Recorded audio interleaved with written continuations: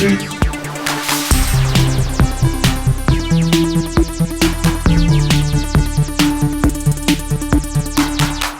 everyone, welcome to GameFace episode 198 at Sifted Games at Sifted.net. The world's most informative gaming podcast is back for another episode, and I think we proved that last week, Matt. Yeah, I mean, not informative about gaming, but for you to learn something. Yeah, what did you teach the people last week?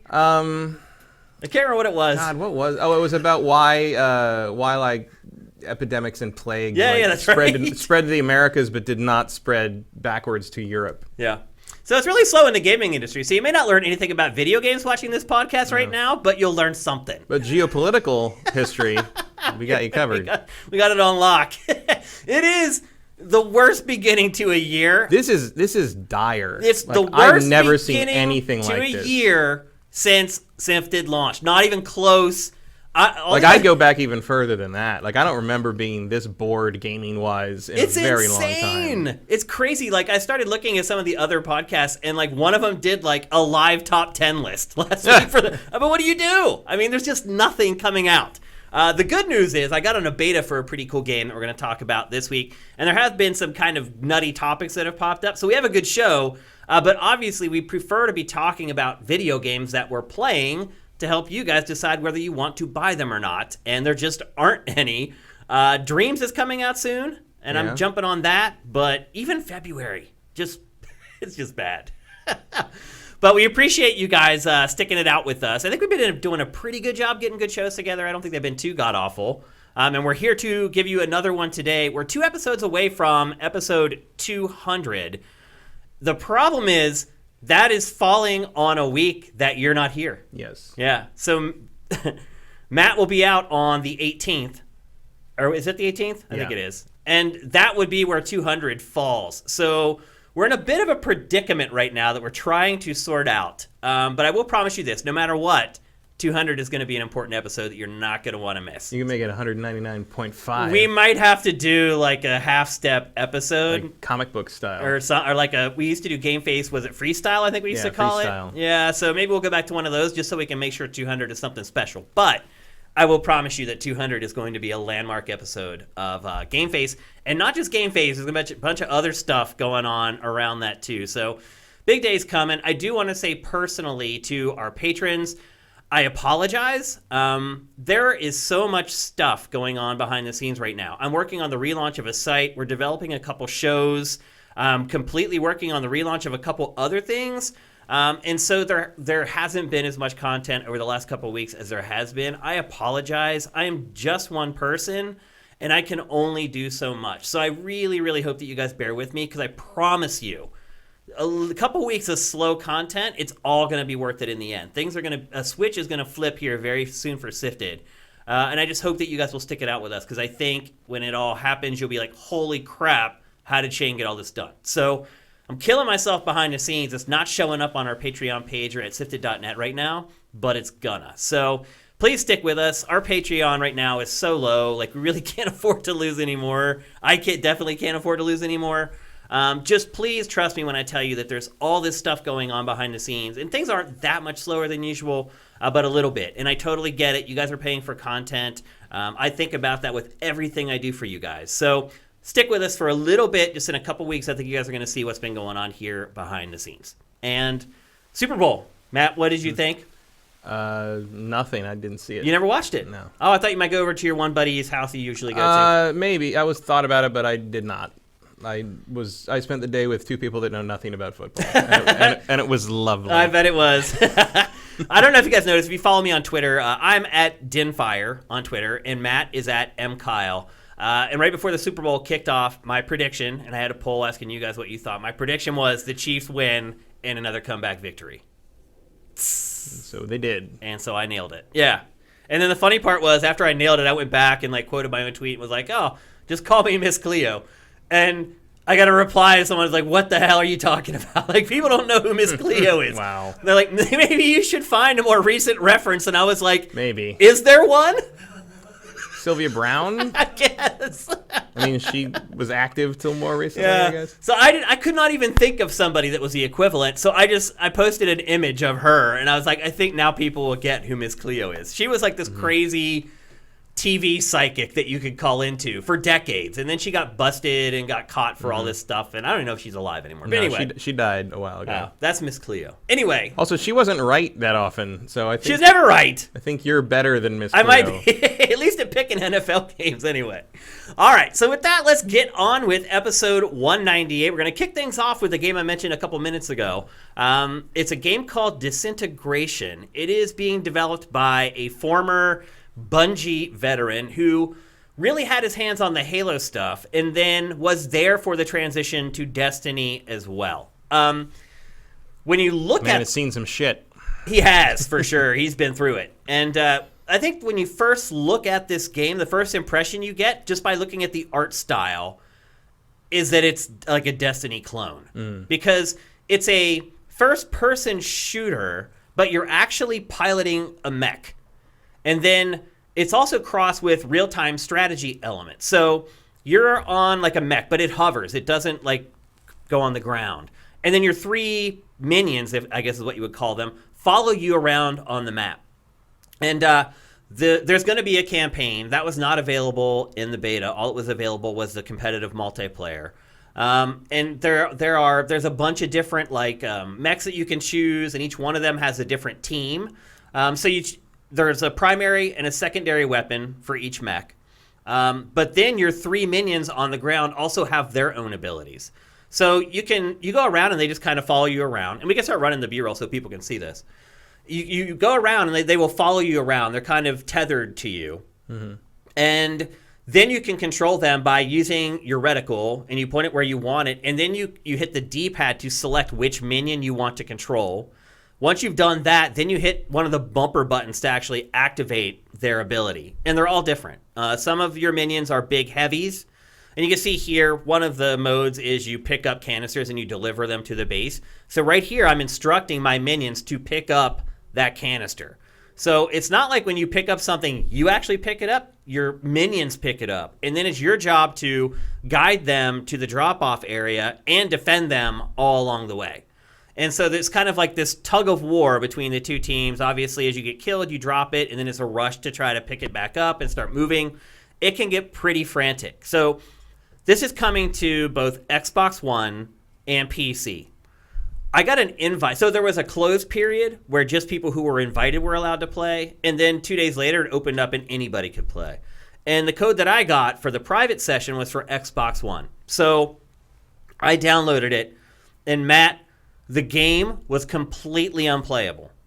It probably ran, I'm not even exaggerating, when it ran, it probably ran at like 15 frames a second, and then frames would just dump. Like, I would finish a game, and I would have like 20 kills. I'm like, I didn't kill anybody. And like the lag was so bad, I was accidentally killing people, not even knowing it. It was crazy. And like I leveled up. The funny part was, so I couldn't play the Xbox One version. What concerns me about that is we're kind of getting a first look at scaling here. Game scaling for hardware. Now, I have the base Xbox One. I don't have the One X. I don't have the S. I have the launch model of the Xbox One, and it can't run it. It just can't. Like I don't know if they still need to optimize for it. I would imagine that. I don't see anything about this that looks like it wouldn't be able to run on an Xbox One base model. It couldn't, and it's crazy. Like I started Googling. That has to be unfinished something. Like this is not a tremendously impressive looking visual here. I don't know what would be the problem. If it can run Call of Duty, I don't know why it couldn't run this. Yeah, I mean, don't you think it's strange though? No. They would put out a beta for a version and it doesn't run? I mean, it's not ideal. Maybe they didn't test it a lot in the base model. Maybe they don't think people have the base model anymore. Like, I don't know. I don't know what. Maybe they don't have any launch Xboxes to test on anymore. One thing it made me realize is something that we've discussed on this show pretty consistently over the last like 6 months is that scaling it is not just like PC, where you have like a game and you can just go in and set the config and run it however you want to. it's not going to be that easy on Well, even console. on PC, it's not that easy. 'Cause, You're right. Like, you change certain settings, suddenly it crashes. You don't know Or why. it You got to runs go at through all the like different 5 things. frames a second. You put this one setting up one more, and all of a sudden you lose 30 frames a second. Like, it was at 60, now it's at 20. Like, what's going on? Or you turn this shader on, and every time you look at water, the frame rate crashes to 5. Like, and that doesn't happen on someone else's rig that has the same video card, but maybe you have different RAM. you have no idea. I mean. Scalability is definitely a thing, but it is not a thing that happens automatically, certainly anymore if it ever did. Yeah. There's just too much variation and too much specialization between different hardware configurations. Obviously, it is easier when you know that people are going to have one of 2 or 3 models of a console, but it's not an automatic win, obviously, and certainly not as you get further into a generation and you've got. I don't know if the S is actually faster than the original one, but like I would assume that there's maybe certain tricks to it or certain little things in it that maybe they weren't the same, or you have to test both separately. I don't know. I don't know anything about game development beyond like kind of what I've been told, but and betas can be rough. That can be the purpose of the beta sometimes to like see how that all plays together. It was called a technical test beta. I mean, technical test means this thing's not going to work right. Server load. Yeah, they're trying to figure out server load and all that kind of stuff. It was unplayable on the base Xbox One. So it does make me a little nervous kind of looking down the road. I don't think there's anything to extrapolate there. Yeah, I mean, I think that what it shows is that they're not just going to be able to make one version of the game and just cross their fingers and hope it works on the weaker consoles. No, but they're going to have to actually do work to make sure I don't think it works. anyone believes otherwise. If in development, any developer knows that. So I hope so, because otherwise it was. And look, it may have ran great on Xbox One X. I'm assuming it did, but for me on my base model, it did not. And so what I ended up having to do, I tried to play it for like the whole day of that first test, and I kept thinking like maybe it's my connection, maybe they're having server problems. So I kept coming back throughout the day, and it just kept being a problem. So I waited until it went into open beta, and I downloaded the PC version, and that's the footage that you're seeing here. And by the time I got into this beta, the PC players, they just worked me. Oh my gosh. The thing about this is there's only like 5 mechs. It's like 5 on 5, and the maps are gigantic. So it's very easy to get caught out on your own in this game, and like you have no chance. Like in a lot of shooters, 3 on 1, sometimes I can handle that, and I can take out all 3 guys. You have no chance in this at all. So it really is you need kind of a pack mentality. You need to stick with your team, because the other thing too is that all the mechs are different. You have like a heavy mech that has like a mortar and then like a chain gun, and then you have like the really fast ones that have a really high fire rate on their chain gun, but it doesn't do a ton of damage. And then maybe they have this thing that you can throw down on the ground that's like a blue like protective dome that you can So everything has like there's a reason to pick all the different teams, and they're all themed. There's one that's like a bunch of circus clowns. There's one that's called like the neon team that's all kind of futuristic. There's like I think there are 6 or 7 teams in the current build that I played, and they all are kind of stereotypes. But then their special abilities make sense within those stereotypes, and their ship abilities make sense within those stereotypes. I don't think the game is going to be free to play, but it's set up like a free to play game. So you're constantly grinding to unlock new uniforms for your team, new skins for your mech. I never got to the point where I was unlocking like new weapons or abilities for that stuff. That may happen, but it didn't happen for me in my few days of playing. But I think what I want to say most importantly about this is that it's something different. I've been playing shooters for a long, long time. I've never played anything like this. It can get a little awkward when you're trying to control your minions while you're also like dogfighting somebody. And there were definitely points where I just like hit whatever direction on the D-pad and then just hit the bumper button in a panic, like just trying to unload as much as I could. Another thing that's a little weird in this game, there's no radar, so you have no idea where enemies are. And like I said earlier about getting caught away from the group, you're doomed. That happens a lot in this game. You literally will just come around the corner of a building and the whole team will be there. Literally the whole team. That happened to me at least like 4 times. And within a second, you're done. You're exploded. So look, there's a lot of promise with this game. The campaign, I'm interested to see. I don't know how you make this kind of stuff work in a campaign. But the multiplayer to me is the more compelling idea, the more compelling concept. Now, there weren't a ton of modes. There were 3 different modes you could play. You couldn't select them. It was just kind of set on random. There was retrieval, which is what we've been showing, where you pick up the canister and then you have to take it to a point and drop it off. There was collector, which is a lot like kill confirmed in Call of Duty. When you die, you leave a tag behind, and then somebody can come and pick it up, and that's when you actually get the kill, when you claim it. And then there was one called zone control, which is basically just domination. You just go to a point in the map, capture it, hold it as long as you can. There's a counter that gives you points while you do it. So the modes in this game are pretty typical of what you would expect from any other first-person shooter. The game itself and how you play the game, though, is anything but. And as I said, there were definitely technical issues with the Xbox One version. The PC version ran like butter, to be honest with you. You can see it right now. It's not all that technically impressive. It does kind of have that indie look to it. It looks good, but it doesn't have that extra kind of pizzazz on it, if you know what I'm saying. So it's not one of those games that's going to blow your mind with its visual splendor, but it's really fun. It plays smoothly. I'll be interested to see some of the other modes that they come up with, because you would think that there'd be an opportunity to come up with some creative ideas instead of just another domination or team deathmatch or kill confirmed or whatever. But I had fun with it.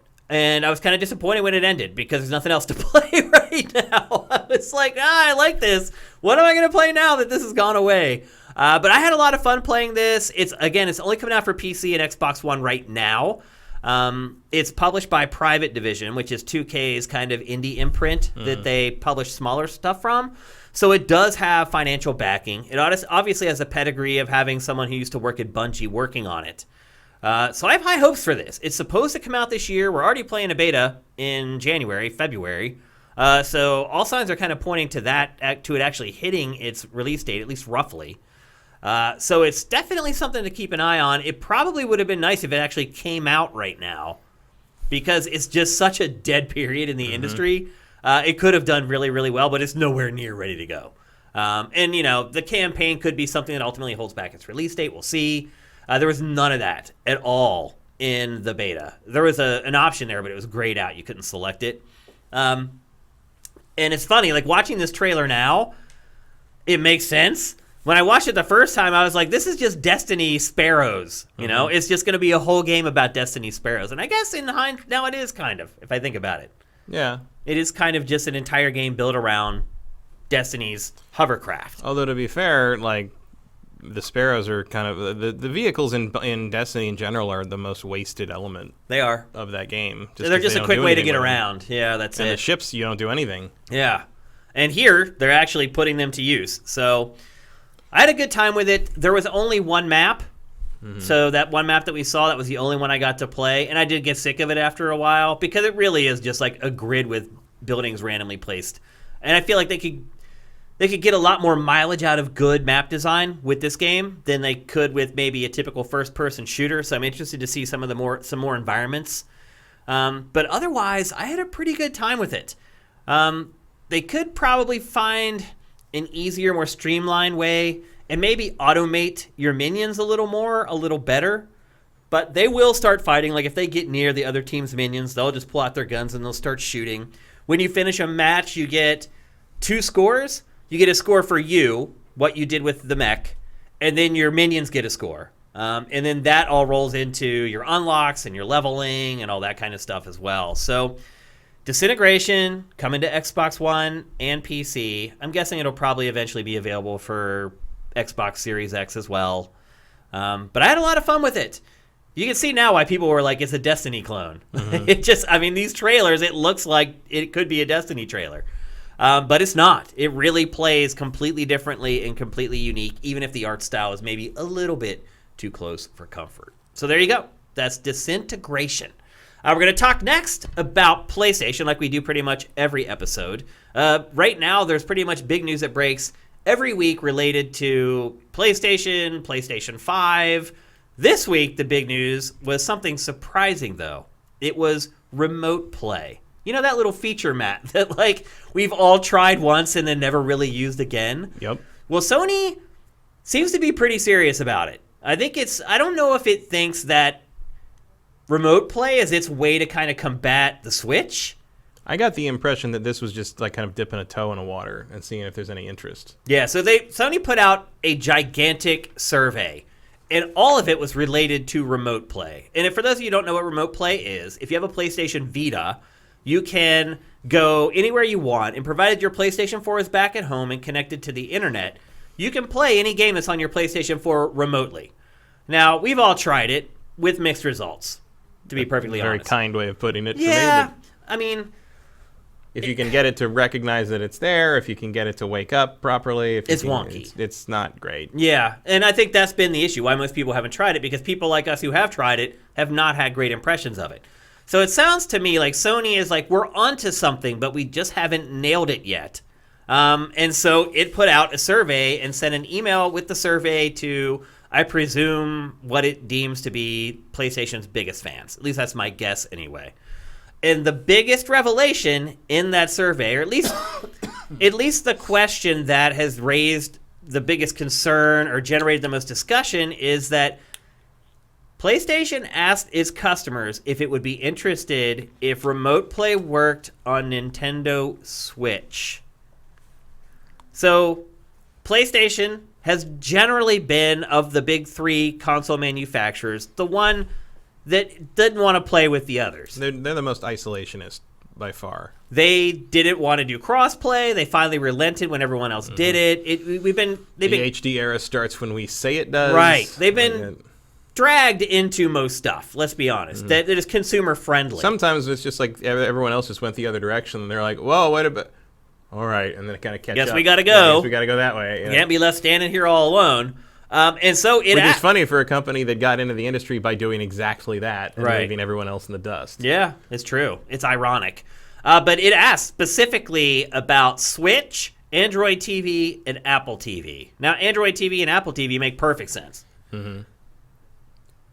I don't know if Nintendo would be too happy about remote play working on Nintendo Switch. Well, I mean, obviously that'd be something they'd have to work It'd be together a deal. on. Yeah. Do you think Nintendo would do that? Is that a good idea if you're Nintendo, to allow PS4 remote play on your hardware? I feel like Nintendo doesn't consider themselves in competition with either of those companies anymore. So, like, the more eyeballs on their system, probably the better, in their opinion, I would think.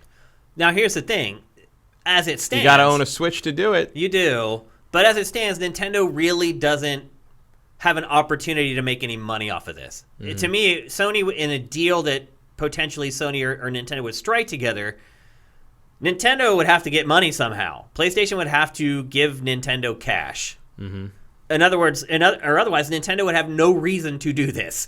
You're basically helping out PlayStation for no reason whatsoever. If you're either not that, or you'd money. have to have like a Switch PlayStation subscription or something for a nominal fee per month or whatever to do that. Yeah. So you're saying Nintendo tax a couple dollars onto Nintendo Online for those who want it? Yeah, like a PlayStation add-on almost for the online service. That could work. If people really want to do that, I guess. I mean, it could work. It could even work something similar to how like the Super Nintendo and NES stuff works. Just it becomes a new subscription on top of the online charge. Yeah, that's like sort of to test the water.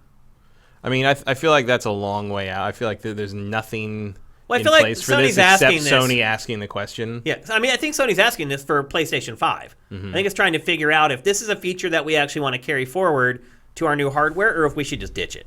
Yeah, well, they don't have any hardware to carry it forward to. Well, not yet. In terms of portability. Right. And they're obviously not going to do that again. Right. So this is really their only option. I mean, Android TV and Apple TV make a lot of sense because they're platform agnostic and they have everything on them.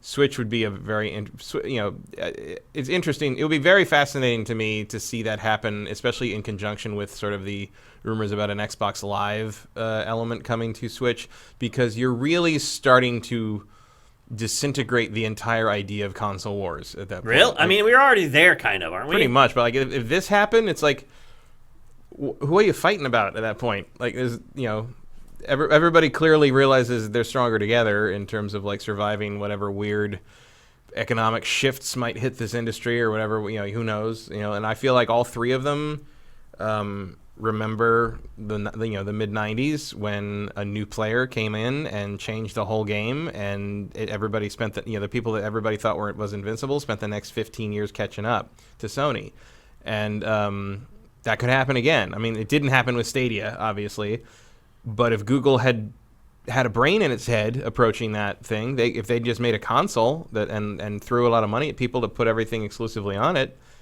they could have really changed things. And I think you've seen the big three starting to realize that they are vulnerable, and maybe it's time for them to all recognize each other as sort of the granddaddies of gaming right now and sort of close ranks a little bit. Yeah, because at the end of the day, they almost need to band together so that mobile and things like that don't start eating their lunch. Right. And I mean, they need to protect the market. And you've got these other companies that are just so monolithic and huge. Like, if Jeff Bezos decided he wanted Amazon to control console gaming for whatever reason, it would. No, he could snap his fingers and it would happen overnight. Mm-hmm. I mean, absolutely. I mean, and a lot of people trust Amazon. Yeah. So if Amazon put out a console, and I mean, like, would Nintendo go away? No. I mean, obviously there would still be market space for all three of those companies, but they would never rule the roost again. Yeah. Some of the other things that PlayStation asked about in its survey was a portable DualShock 4, a smaller, portable DualShock 4, which I would assume that's just so that when you are using remote play out on the road, you don't have to haul along your chunky DualShock. Yeah. Although I feel like the DualShock 4 is pretty portable already. Yeah. It's not a huge, it's no Duke, No, I would want it just to have it, like a cute little small DualShock 4. Like, I would probably buy one even if I didn't want to use it for remote play or anything like that. It would just be cool to have kind of a miniaturized version. Probably would do really well in Japan as well, now that you think about it. Some of the other things that I asked about was expanded, the ability to use other controllers like Xbox One controllers or a keyboard, whatever. Xbox One controller, though, to play remote play with. Yeah. I mean, the walls are just crumbling down to like John Cougar Mellencamp. I mean, I certainly prefer using the Elite, so I would be interested in that. Yeah. And then some other stuff was a little more obscure. Remote play security. Like, I don't know what kind of protocols they have in place right now for remote play. I'm guessing they're not amazing. Probably not. Yeah, I think this is one of those ideas that they got up and running, and then they're like, okay, well, let's put some layer of security over it. But I think they're asking if people want more. Exclusive remote play only content in games. So content in games that you could only experience if you were using it via remote play. Now, at first, I hate that idea. So I'm like, look, I want to have access to all the content, whether I'm using remote play or not. But then I start thinking about, like, Pac-Man Versus that for GameCube with all the GBAs. And if that's what they're talking about, that kind of stuff, then Something then I'm all over it. Entirely around it. Right. Yeah. Then I'm cool with that. But if they're saying, like... Hell, bring Pac-Man Versus back. Yeah, exactly. It's awesome. But if they're saying, no, this is just normal content that could be in the console version, but we're going to hold it for remote play, then no. That's where I would draw the line on that. But something like maybe like being able to play like the Jackbox like remotely if you're waiting in line somewhere and everybody's got a phone or a Switch or whatever, and you can just do that if someone's PS5 is on. Yeah. Like that kind of thing. That could be a really good sort of line time killing sort of wait around thing. Yep. There's element, and that would obviously be something that you maybe wouldn't use. I would be fine if there was a remote play only Jackbox pack, like something like that. Like, certain games are just made for it, really. If you make me play Last of Us 3 on remote play, then we have a problem. Or 2. Yeah. And then another thing that they asked about was being able to partake in remote play without your PlayStation 4 being connected to the internet.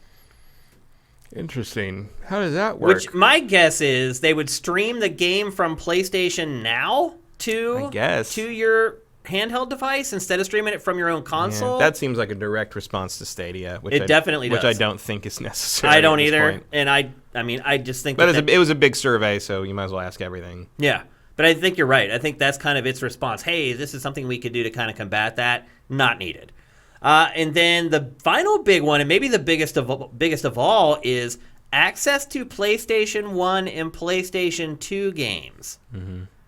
So it sounds like Sony may be thinking about using remote play for backwards compatibility in some way. Mm-hmm. How do you think that would work? I mean, I figure it would work like Stadia or PlayStation Now. I mean, that's basically how they're doing PS3 games already. Yeah.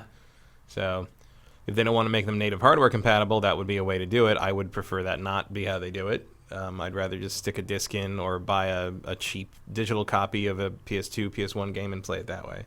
Yeah. But I mean, one thing you could say about those games in particular, they're good streaming candidates because they're not sending as much data probably as other games.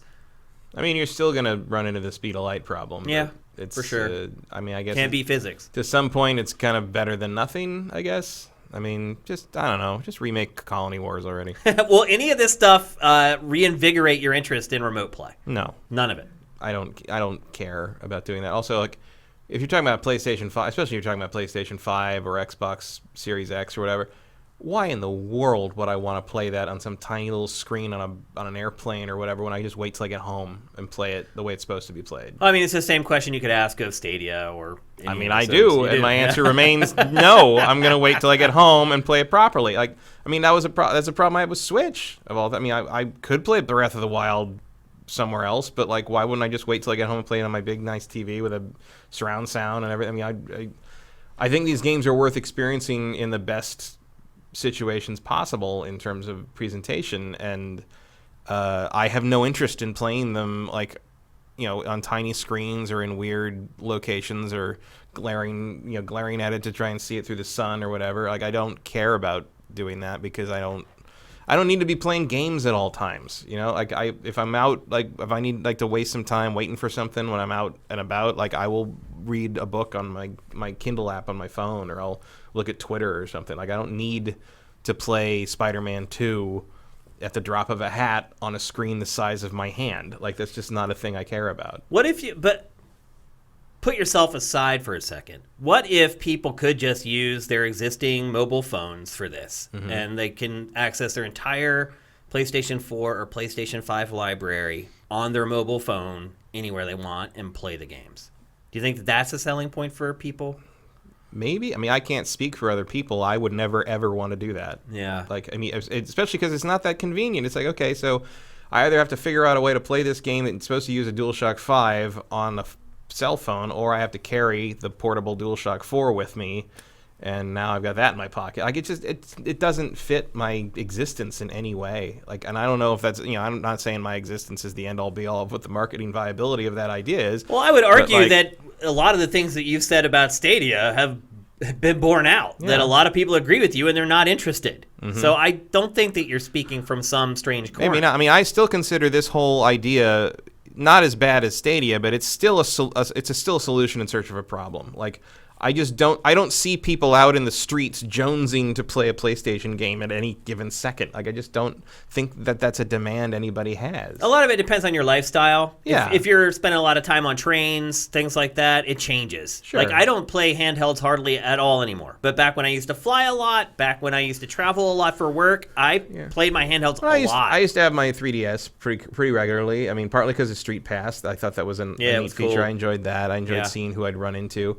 But also, like, the 3DS didn't need any infrastructure. Yep. Like, I didn't need a reliable internet connection. I didn't need to make sure my PlayStation at home was connected somewhere. I didn't need to make sure that someone didn't accidentally turn it off or let it go to sleep or something. You know, like, it's just there's a lot more there. There's something, you know, there's much less barrier to me from I'm going to pull this, you know, clamshell handheld out of my pocket and play some Phoenix Wright on a plane versus like, well, I hope the PlayStation's up and the network's good and no one else is trying to play it right now, and I can get like the connection and the Wi-Fi and this. It's like at a certain point, it's just like I'm just gonna wait until I get home because you're just pissing me off. Like I tried to do remote play a couple of times with my Vita because around the time Destiny 1 came out, because I was like I wasn't gonna bring my PlayStation up north for Christmas, but I had my Vita, so I'm like, oh, I'll just play that remotely and I won't miss out on whatever's going on. And it didn't fucking work. Ironically, what we're seeing right now is a trailer that PlayStation released specifically to market show Destiny on remote play.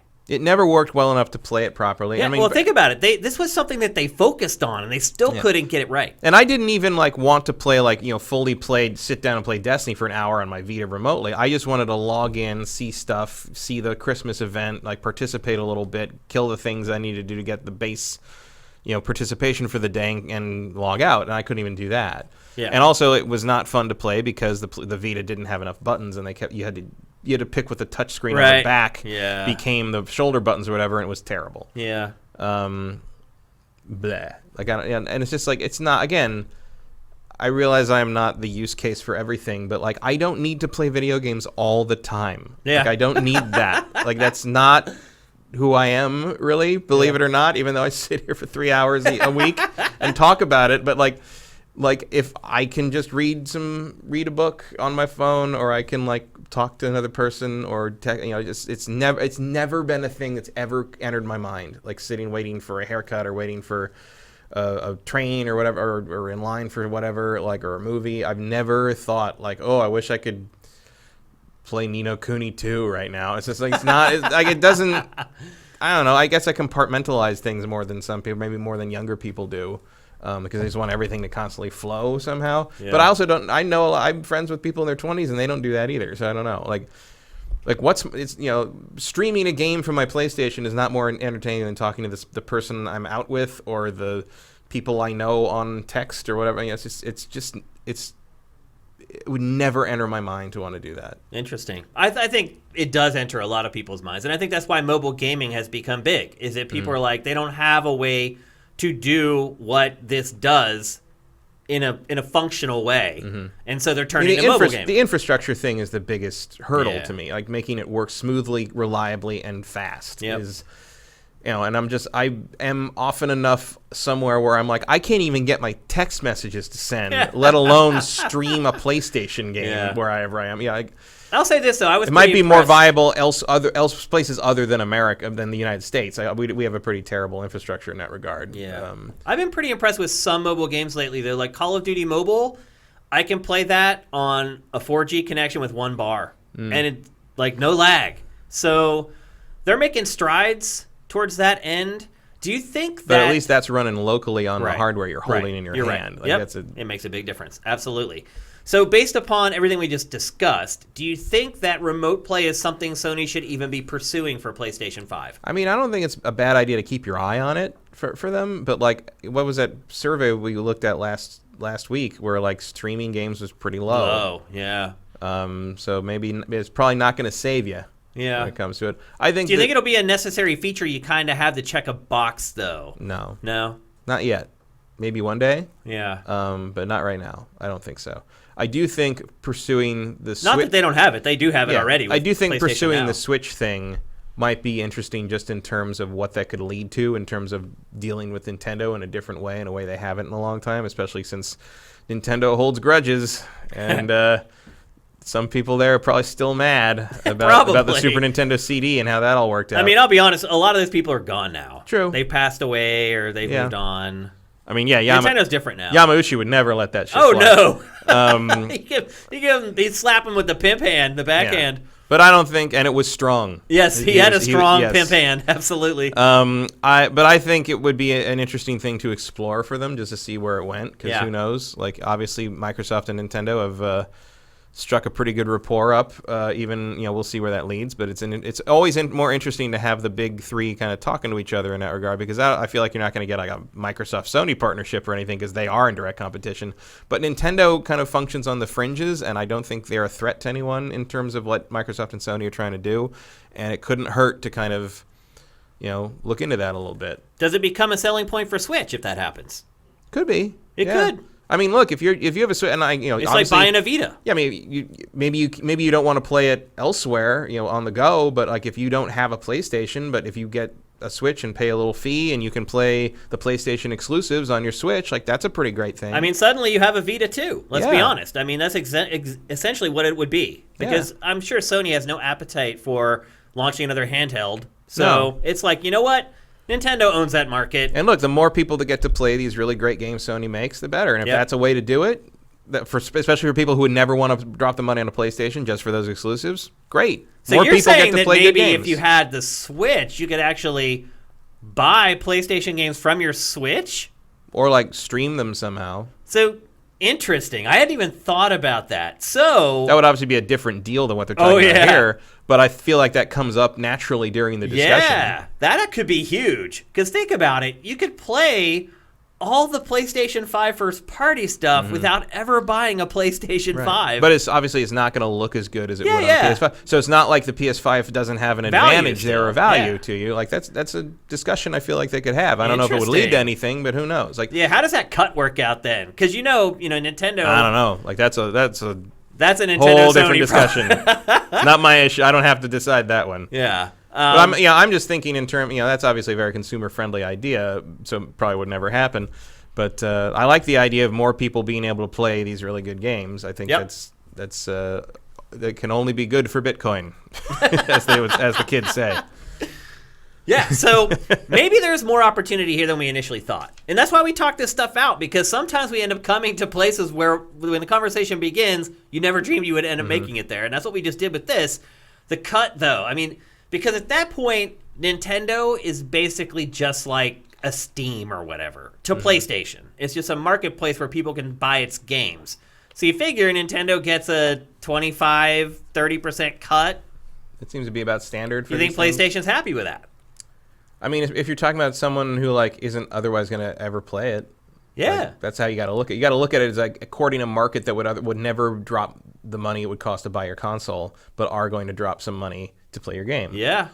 And Switch is already gigantic. I'm not saying I'm not saying it's likely or even anything that Sony would necessarily consider. But if they're putting exclusives on PC, it's not that different. We also have to think about it. It's like they don't have to spend any money. They don't have to develop a different version of these games or anything like that. They're just the same. It's just sent through the wires to Nintendo Switch. You're basically just sending that video signal. This could actually work. It could work. Absolutely. And PlayStation's like, these Nintendo fans, they're not buying our console. They're going to buy a Nintendo platform, and they're going to play whatever Nintendo puts out. But if they have the option to play our big stuff, we're going to make 70% off of that sale. But that 70%, we would have had zero before. So it's pretty interesting. It could actually work for both sides and be effective and lucrative for both sides. So I wouldn't write that off, honestly. It could actually very well happen. All the other stuff, smaller controller, cool, novelty. It's kind of this collectible thing, maybe. Access to PS1, PS2 games. I think some people would care about that. I care about it, and it's not in that form. Yeah. I'd rather have it on the system. Yeah, or as part of PlayStation Now. Or they might just mean it will be on the system, but would you be interested in having that also be part of the remote play thing? Just because you can buy PS1 or play PS1 or PS2 games on the PS5 doesn't mean that element would be supported in a remote play. So that's probably what they're asking there. Yeah, but imagine if you owned a Switch right now and you could play this game, Horizon Zero Dawn, on your Switch. And it's streaming, and it doesn't look as good as it does on a PS4 Pro or whatever, but you get to play it. That's right, and it's a great game no matter what. So if you're not a graphics whore, something like this could be a boon.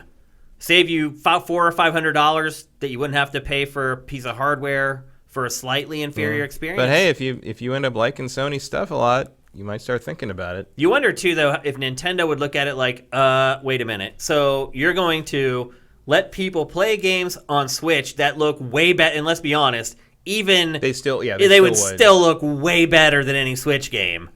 That's maybe a concern for Nintendo. That it has to be these other games make our games look like crap. Although, it hasn't hurt them yet. No? Yeah. So. Yeah, people, I think, have just accepted at this point that that's just kind of what Nintendo is at this point. Yeah, Nintendo's always going to be about a gen behind. Yeah, with tech. Yeah. But with ideas, they're generally a step ahead, and their games are some of the best. So I think everybody knows that already, and that's that's the data that they use to help make their purchase decisions. Yeah. So we'll see. Shouldn't be much longer to wait. That PlayStation 5 event should be coming up. It's supposed to be tomorrow? Yeah. We should get some information. I feel like they would have said something if it was actually tomorrow. And most importantly, that gives us a topic for next week's show. Right. Hallelujah. All right, let's move on. We're going to continue talking about Nintendo, kind of, and Nintendo Mobile, kind of. This week, Nintendo, to me, spit the bit on mobile. So we all know Nintendo has not had tremendous success on mobile. It's done okay. Super Mario Run did okay. Didn't probably sell as much as I thought it would, even knowing that a premium price was going to hold it back. Animal Crossing Pocket Camp has been kind of a disaster. Certainly not up to what you would expect an Animal Crossing to do. Yeah. And so that's been a bit of a disappointment. But one mobile game that has done very well for Nintendo right out of the gate is Fire Emblem Heroes. And it makes sense. It's a turn-based strategy RPG. It works on mobile perfectly. In fact, I would argue it adapted to the general mobile formula better than any of the others. It did. And it consequently was very, very successful. And it has a deep enough character roster from the 30 or 40 years of its existence that you can constantly do loot box, get this character stuff, and you never run out. And the other thing, and look, I haven't played much of this, but the other thing about this franchise in particular is that generally you can play it where you have permadeath. Where you can lose a warrior and never get him back. So I don't even know if they... That is not a thing. It's not a thing in this? Not that I know of. Well, but I haven't played it a lot. My guess would be that's the next slimy thing that Nintendo is going to do for this game, because this week it announced that it is going to have a brand new monthly pass called the FE Pass. I think I'm pronouncing that correctly. It's not a great acronym, but here we are. FE. So, for $10 a month. $10 a month for a pass for a mobile game.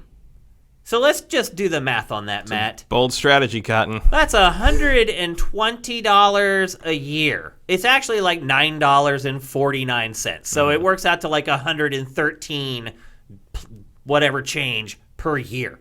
PlayStation Resplendent Heroes. PlayStation Plus is $60 a year. Yep. You get probably resplendent. You get like 20 vocab words in my mobile game. What is this? It's resplendent. More like the SAT pass. It is. So for $113, you could get both Xbox Live and PlayStation Plus, and still have some dollars left over to buy like another indie game. All the while, you're getting free games all year from PlayStation Plus and Xbox Live. The value proposition of this is insane. So you figure, okay, if they're going to charge $10 a month, it must be awesome. Like, what they're going to give you must be awesome. And it's not. It's resplendent. It's resplendent ascendance. That's all you're getting for your $10 a month. And what that means is you get 2 characters a month. What in the world are those belts holding together? I don't know. I don't know what that's doing. They're holding together the lock, Matt. I guess. So you get 2 characters per month. I'll just go on the rundown. And this video will also kind of detail everything that you get. But you get 2 heroes per month. You get new in-game quests for rewards that only subscribers get. So you're going to get some elite gear, basically, is my guess. And you're going to have quests there to get it.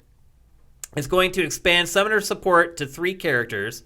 It's going to let you roll back turns, which is something you cannot do if you do not pay. Interesting. So if you pay, you can only go back 1 turn, but you can go back a turn and change what you did and change the outcome if you want to, if you pay. The thing is, I have never wanted to do that, really. I mean, most people who have played this game, here's the thing. The combat have played it all this time without spending a penny, and it's fine.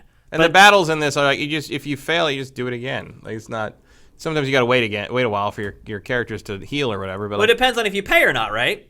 Not necessarily. A lot of that quality of life stuff you get if you're actually paying. Right, but I've never paid for anything. I just wait. But right, you have to wait. I don't care. But here's the thing. So once this pass comes out... I'm not Pactor when it comes to this shit. No, I get it. But once this pass comes out, they're changing things about the free version that will make it nearly impossible to play it the way you always have. The annoy me until I give you money situation. Exactly. That's exactly what it's doing. Also, you're going to... exactly what Nintendo said they weren't going to do. Oh, yeah. I mean, they're going back on everything. But I think what it's realized is that its initial ideas around mobile were terrible and were never going to work.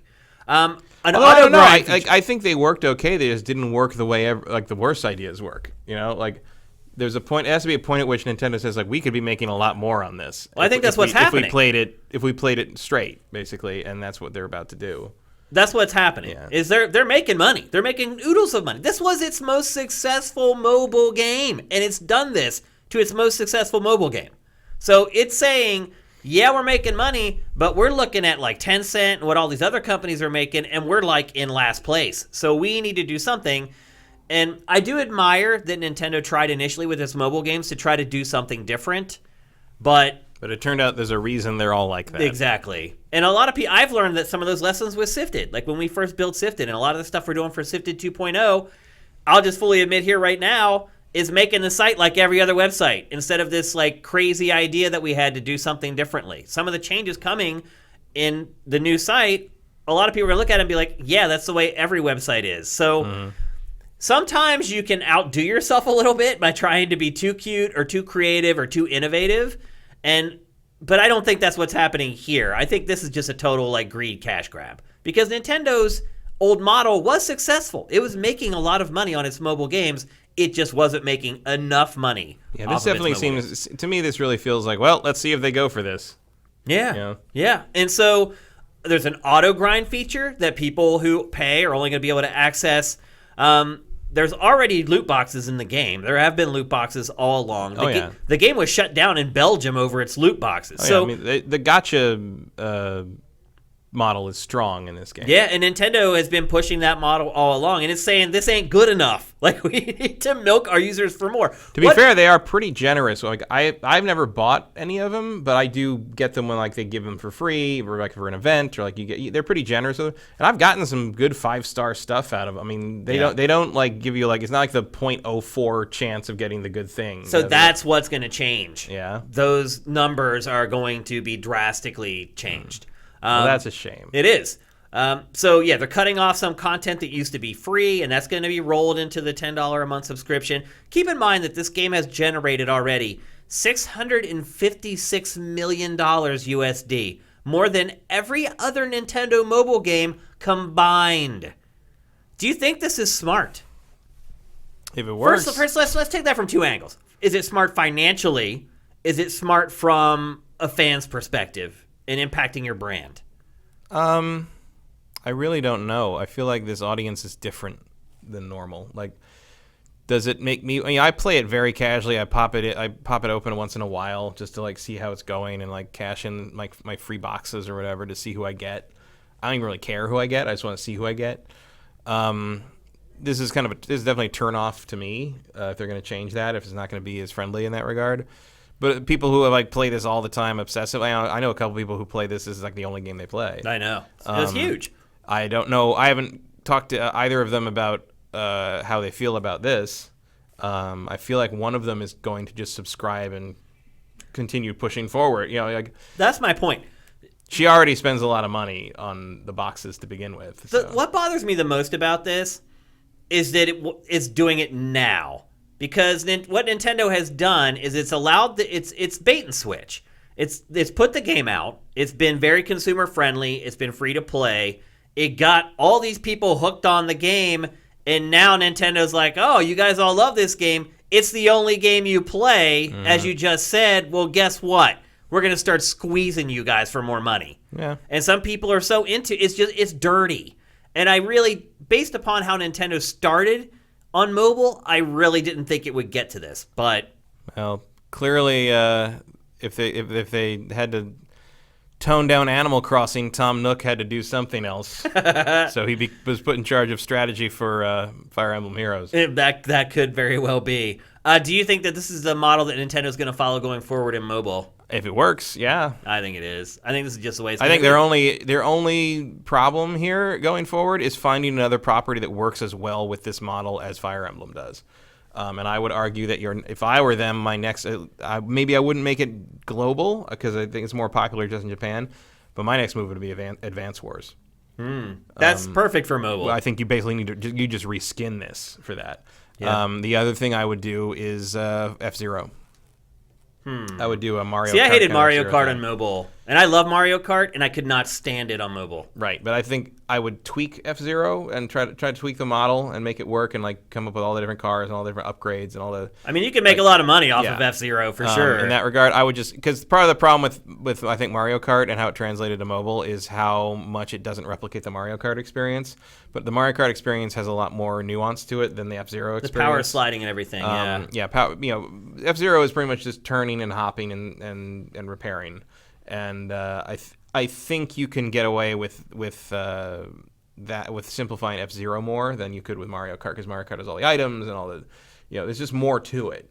So I think it would make sense to try to take F-Zero and turn that model into something you can do with a racing game. Yep. I see some people in chat saying that they're saying the version of the original version of Fire Emblem Heroes is not changing. That is not true. Go research it. They're changing the percentages to get gear. So some of the gear that you're able to get without spending any money before, and you needed to be lucky in some cases to get it. Like you needed to hit like that 2 out of 100 chance. Like now it's like the odds of getting that are even lower, meaning you're probably never going to get that stuff that you were lucky to get before in the old model. I did a lot of research on this, and you can say I'm wrong if you want, but that means everybody's wrong because I literally read like 5 articles that said the same exact thing. So if you can find one person that says that's untrue, I'll accept it, but they better be a good source. But anyway, I hope that Nintendo isn't going to follow this model with its mobile games, but at the same time, I feel like I've kind of shut down Nintendo on mobile anyway.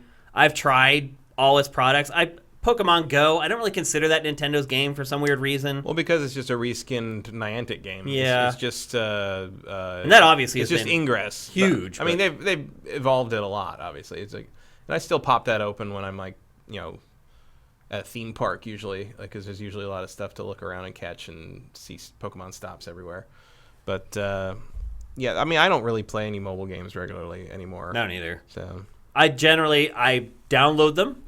I play them for a couple hours to talk about on the show, the big ones that our audience cares about, and then I never touch them again. And then like 8 months later, I'll be looking at my phone and I'll be like, oh, I haven't deleted that yet, and then I'll delete it. And that's pretty much how my mobile gaming goes. yeah, I mean, I still open this and Pokemon Go and Elder Scrolls Blades probably more often than anything else. And that's about it. Yeah. Every once in a while, I look at that Transformers Earth Wars game when they update it, and that was the game that one time a couple years ago I decided for a week I am going to put no limits on my spending on this game. I'm just going to spend whatever I want to spend. I'm going to be a whale for a week. I'm going to be a whale for a week, and it wasn't any more fun. No. Like it didn't make it any better. It was the same kind of boring, but it happened faster, and I lost a lot of money. And like I was like, that's. I'm just like, I'm going to throw $100 at this. I'm just going to get boxes and boxes until I get all the Dinobots and get all the characters I want. I didn't get anyone that I wanted. Out of like 100 loot boxes, it was nothing. That's like, how it goes. And so I'm like, no, this is not. You did not press that dopamine button in my brain enough, and I'm going to step away. Yeah. And so, yeah, I tried it once with the thing that should have been the easiest thing to hook me because it's my thing, Transformers. And if that didn't work, nothing's going to work for you. It's just the way it is. Yeah. Yep. So I like, the problem is like finding one I think not is even fun. Resplendent Ascension. Give me a resplendent Menasor and we'll talk about it. But the ones that I think are fun are the ones that, and I think Elder Scrolls Blades is kind of fun. I think this is fun sometimes, but it gets very repetitive. I thought Mario Run was fun. I played that a lot when I was recovering from surgery in 2018. That was a nice game to have. It was very reliable. It was always right there. It just moved like that. But yeah, I don't get hooked on these things, so I don't. Me either, at all. I don't know. I'm lucky, I guess. I don't have that recessive gene. You don't have the mobile gene. Yeah, it's like I think a lot of it too, and I hate to say this, I think a lot of it too is like it's gambling. Like, how much does gambling resonate with you? Somewhat, but also like it doesn't for me. But it's also not even that. It's like MMOs to me, where it's like they're not fun.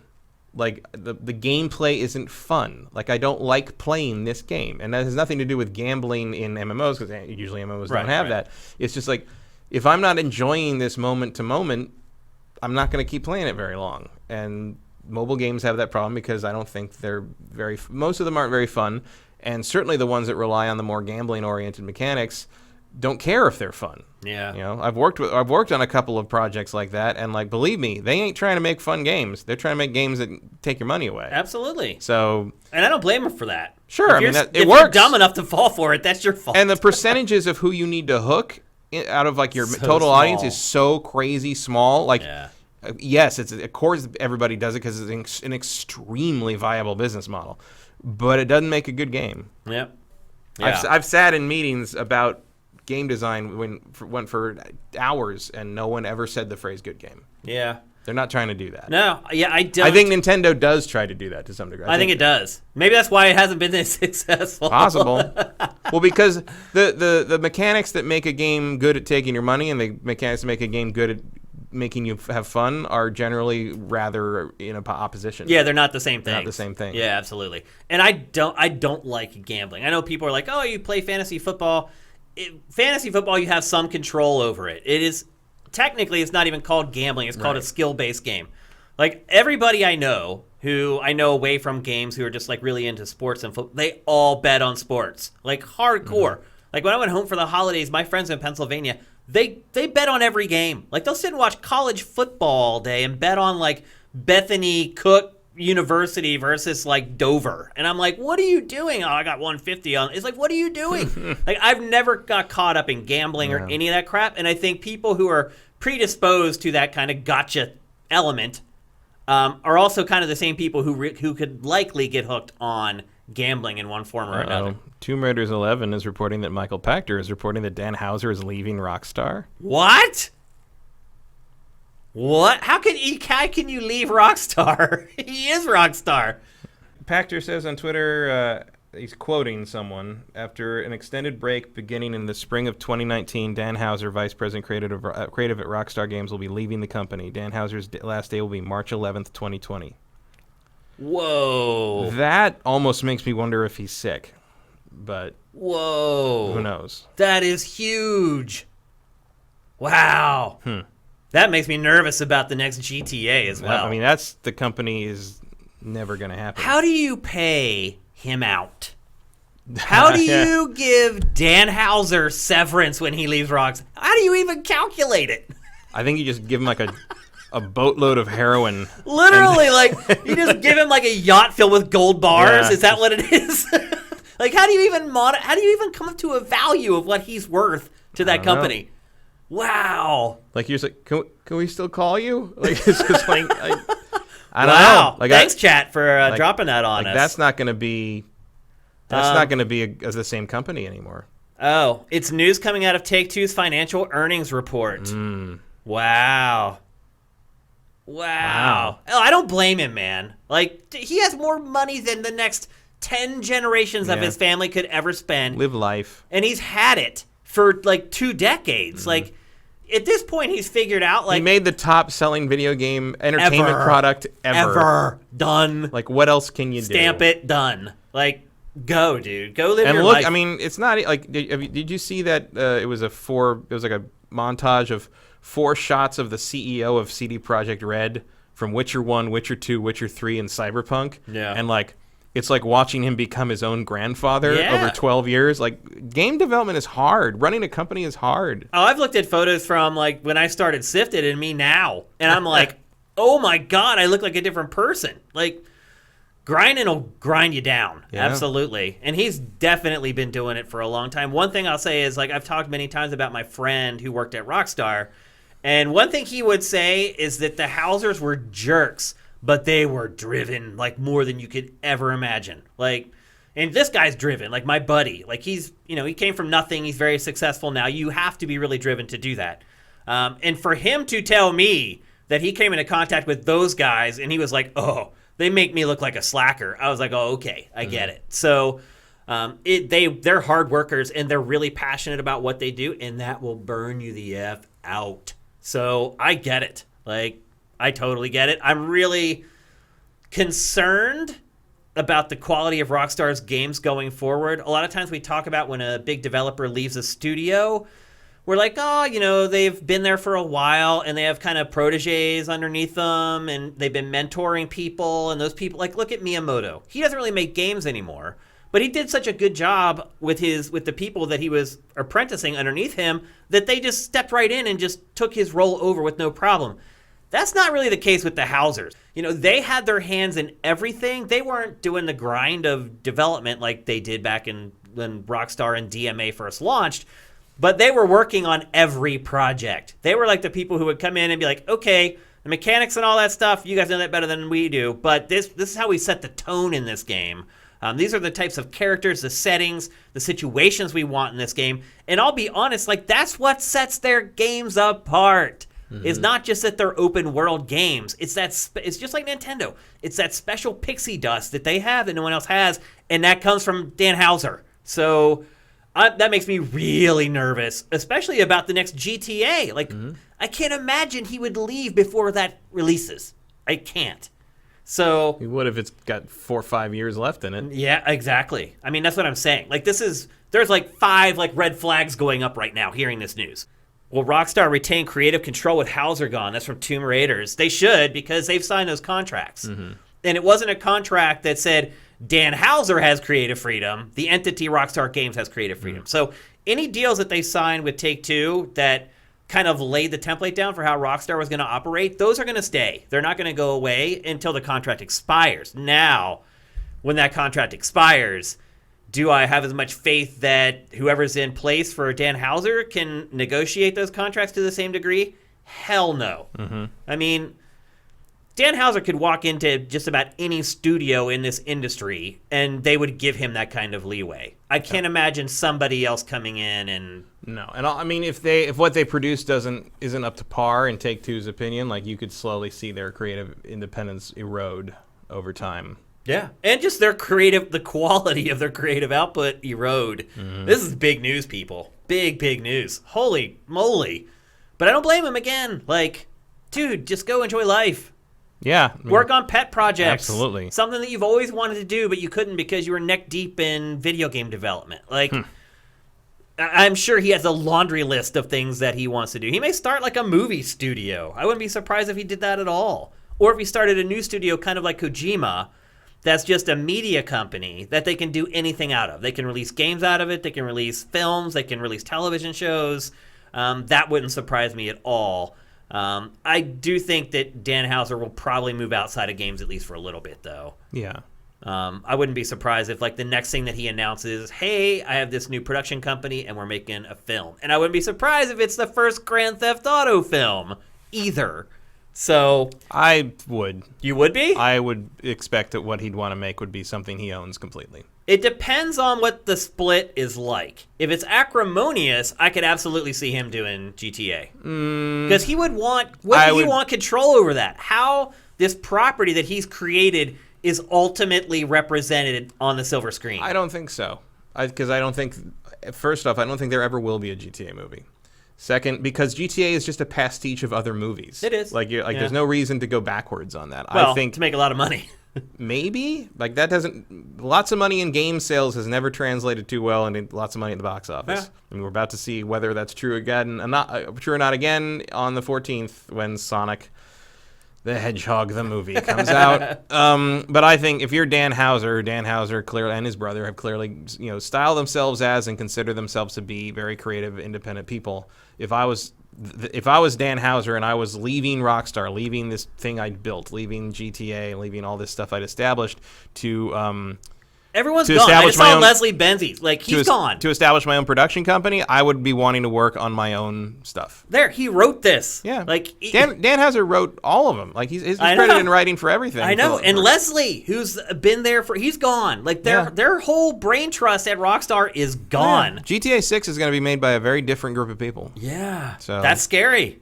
Yeah. All their games from now on. I mean, they did this stuff for Red Dead, for all this stuff. Like, I mean, wow. If you think about it, though, GTA 5, then Red Dead 2, like, that's called going out on top. Yeah. You can't beat it. Can't argue with that. You really can't. You're right. Maybe he's just like, I can't top this. And at this time, with that amount of money, with these amount of accomplishments, at the age he's at, maybe you're just looking at the monolith that is GTA 6 development, and you're just like, I don't want to do this again. Yeah. Like, I can't blame that mountain. Yeah, I can't blame anyone for wanting to not do that again. Yeah. That's true. And Rockstar is not shy about saying, yeah, we crunch.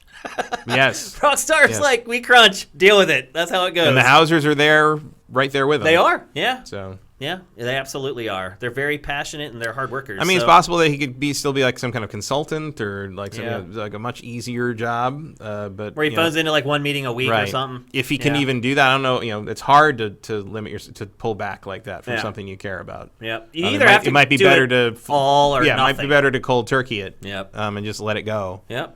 So there you go. Dan Houser leaves Rockstar Games. Definitely the biggest news of 2020 so far. Thanks to the chat for alerting us to that live during the show. That is amazing. That's why we love doing this show on Twitch. You guys make the show better, and there's another example of it. So thanks, guys, in the chat. I'm sure more details will come out about this as time goes on. I think we'll find out why eventually. We may actually see an interview with Dan Houser for the first time, like, ever. Yeah. Usually he would only do, like, interviews with, like, big entertainment magazines. He'd never talk to gaming publications. He'd talk to, like, Entertainment Weekly or something like that. Yeah. Maybe we'll see him break out and we'll actually see him and hear from him a lot more. Go online and Google him and see how many photos of him come up. 2. Not a lot. Like, literally, like, 2 images. Like one was shot by, like, the New York Times. Yeah. He's like Ike Perlmutter style. It's crazy. Like Ike Perlmutter had the current head of Marvel Comics, Marvel Entertainment had for a long time the most recent photo anyone had of him was from 1983. Yeah. And then like a photo was taken of him like during a Trump campaign fundraiser like in 2016, and that's how long it was between photos of the man. Yeah. This guy's very much like that, Dan Houser.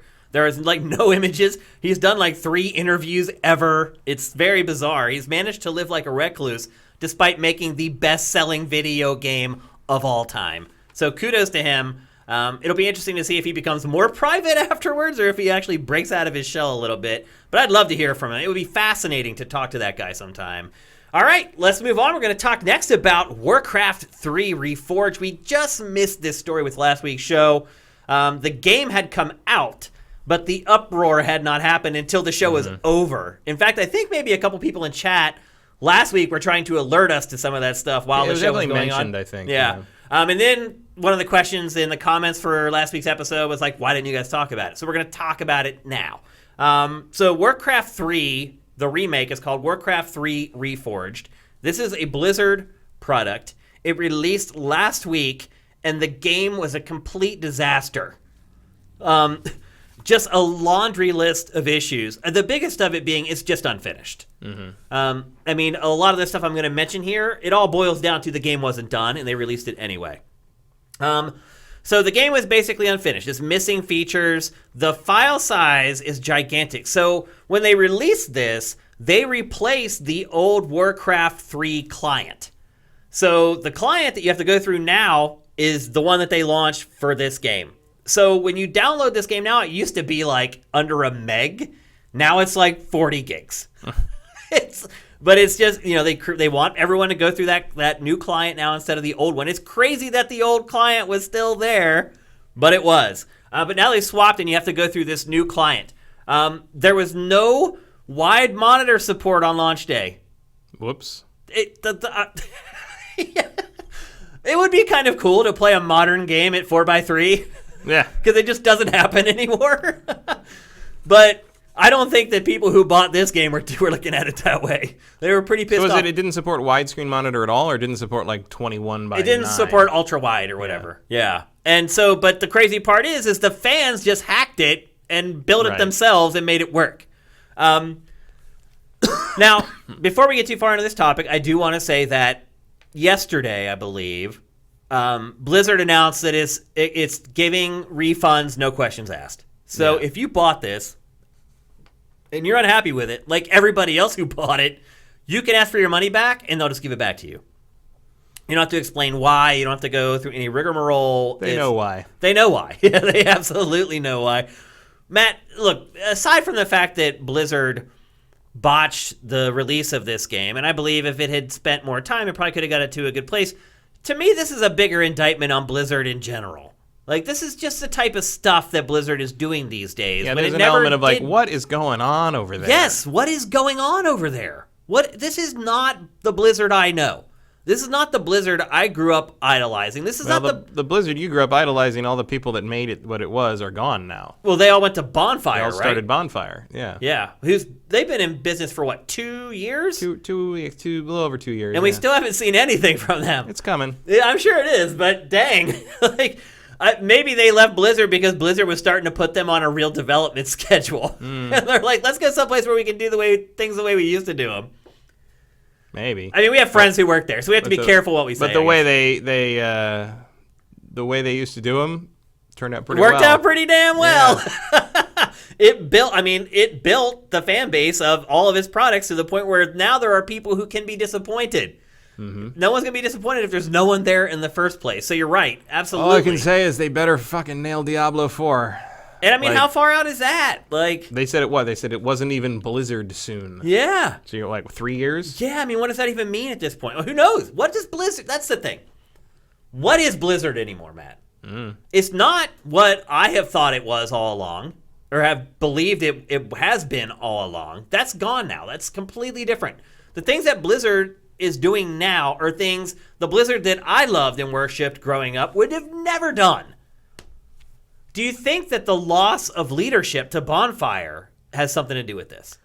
It's possible. Like, I don't know enough about the internal workings of Blizzard in the last 10 years or so to know, but like, it sure seems like they aren't making decisions with the kind of the confident strokes that they used to. And even when the backlash hit on Diablo 3's look and how it was too colorful or whatever the hell that was, like, they took it, they made fun of it, they made a joke about it in the game, and it was fine. It was fine.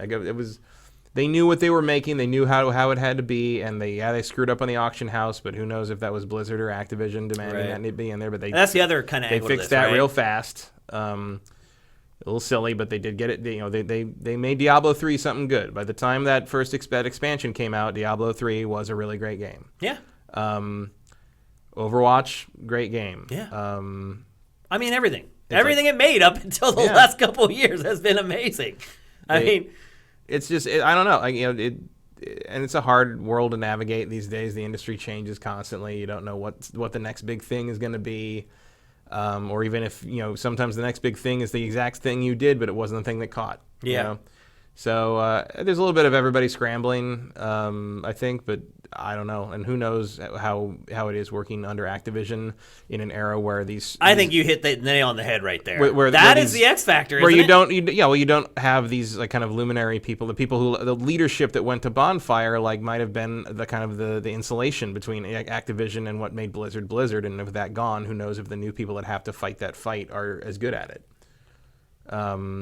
And Activision doesn't really put games out anymore. Like, they put out Call of Duty every year, and they made a Crash Bandicoot remaster, but like that's pretty much it. That's it. And like, so Blizzard is sort of, Blizzard has become, I think, more and more of a giant share of the revenue there, and I can see Activision getting a little spikier about things. That seems to be what's happening to me. Sure, I don't know. It looks like this is all conjecture. I don't have any sources on this. This is just what it appears to be.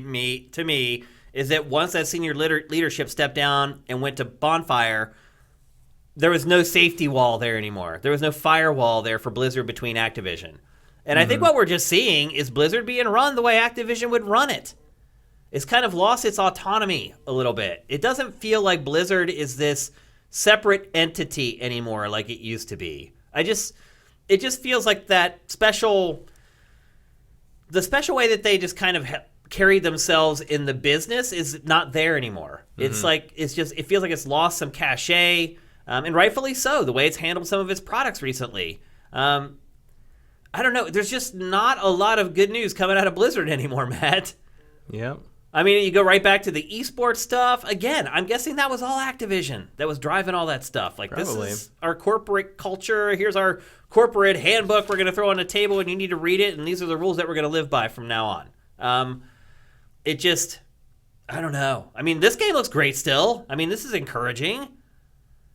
Yeah, but it's a long way away. It's long by even Blizzard standards, apparently. I don't know.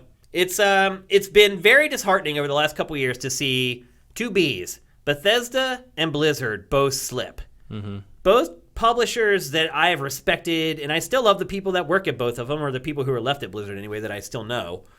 And I still love all the folks at Bethesda, but both of these publishers over the last couple of years have really their brand, to me, has really taken a hit. Yeah, I would argue that Blizzard hasn't actually made anything bad. So they're not in the kind of the realm of like Bethesda putting out Fallout 76. They've made a lot of poor policy choices in the last year, particularly in relation to the Hong Kong esports stuff. Certainly they had trouble with Overwatch because of the That one strategy, whose name I can never remember, the GOAT. I think it's called the GOAT, where it's like a particular formation of characters that a team could use, and it was the only viable formation for like most of the last season. Yeah. And while it was effective, it was competitive. It made it kind of boring to watch. Because same team every game. Yeah, it's just same team on same team the whole time, and they had to do the 2-2-2 change to sort of short circuit that, but the damage was kind of already done and the hype was gone. Yep. So if they can't recapture that with his Overwatch 2 initiative, I don't know if that game's long for this world anymore. One positive, though, of Activision having... But I wouldn't call it bad. I wouldn't, Yeah. And Diablo 3, I think, wasn't very good when it launched, but they turned it into something good. Yeah. And then you look at Overwatch 2 needs to be something special. I don't know if it will be, if it's more of just an expansion pack with a glorified 2 at the end of it. And then... I don't know. And I guess you got Diablo Immortal in the pipeline somewhere, but who cares? I mean, one Mobile positive game's not going to turn anything around. of Activision being a little more heavy-handed with Blizzard could be more regular releases. Yeah. Activision could be at the point now where they're like, look, man, we get it. You're Blizzard. You guys have done some amazing stuff, but you can't take 12 years to make a game anymore. I mean, I understand that. If I'm Activision and I own Blizzard, I would be pretty frustrated and pissed off at a certain point with Blizzard. And they'd be kind of like, we got because their games are great, but they're not that much better than everybody else's that they need 12 years. We got WoW Classic out. Yeah. We got that other expansion coming. Yeah. Got Hearthstone. Yeah. I mean, it's not like it's just. I think you're right, though. I think just the rest of the industry, a lot of the other AAA stuff has really stepped up, and it's and there is still a Blizzard. There is something to the Blizzard stuff. I mean, Overwatch, but it's like most of the Blizzard specialness comes across in their cinematics now. Yeah, it does. That's a good way to put it, actually. Yeah. Did their cinematics guy leave to go to Bonfire, or is he still there? They've still got. I think that's. What was his name? Mike Ryder or something. Something like that. I can't remember. Their cinematics department is large. And, yeah, it's a whole floor of their campus. It's huge. And although at one point, one of the leaders over there, I don't think any of the Bonfire guys, but it was I think it was in the immediate aftermath of that of a lot of leadership left. There was some guy was convinced that they should shut down the cinematics department.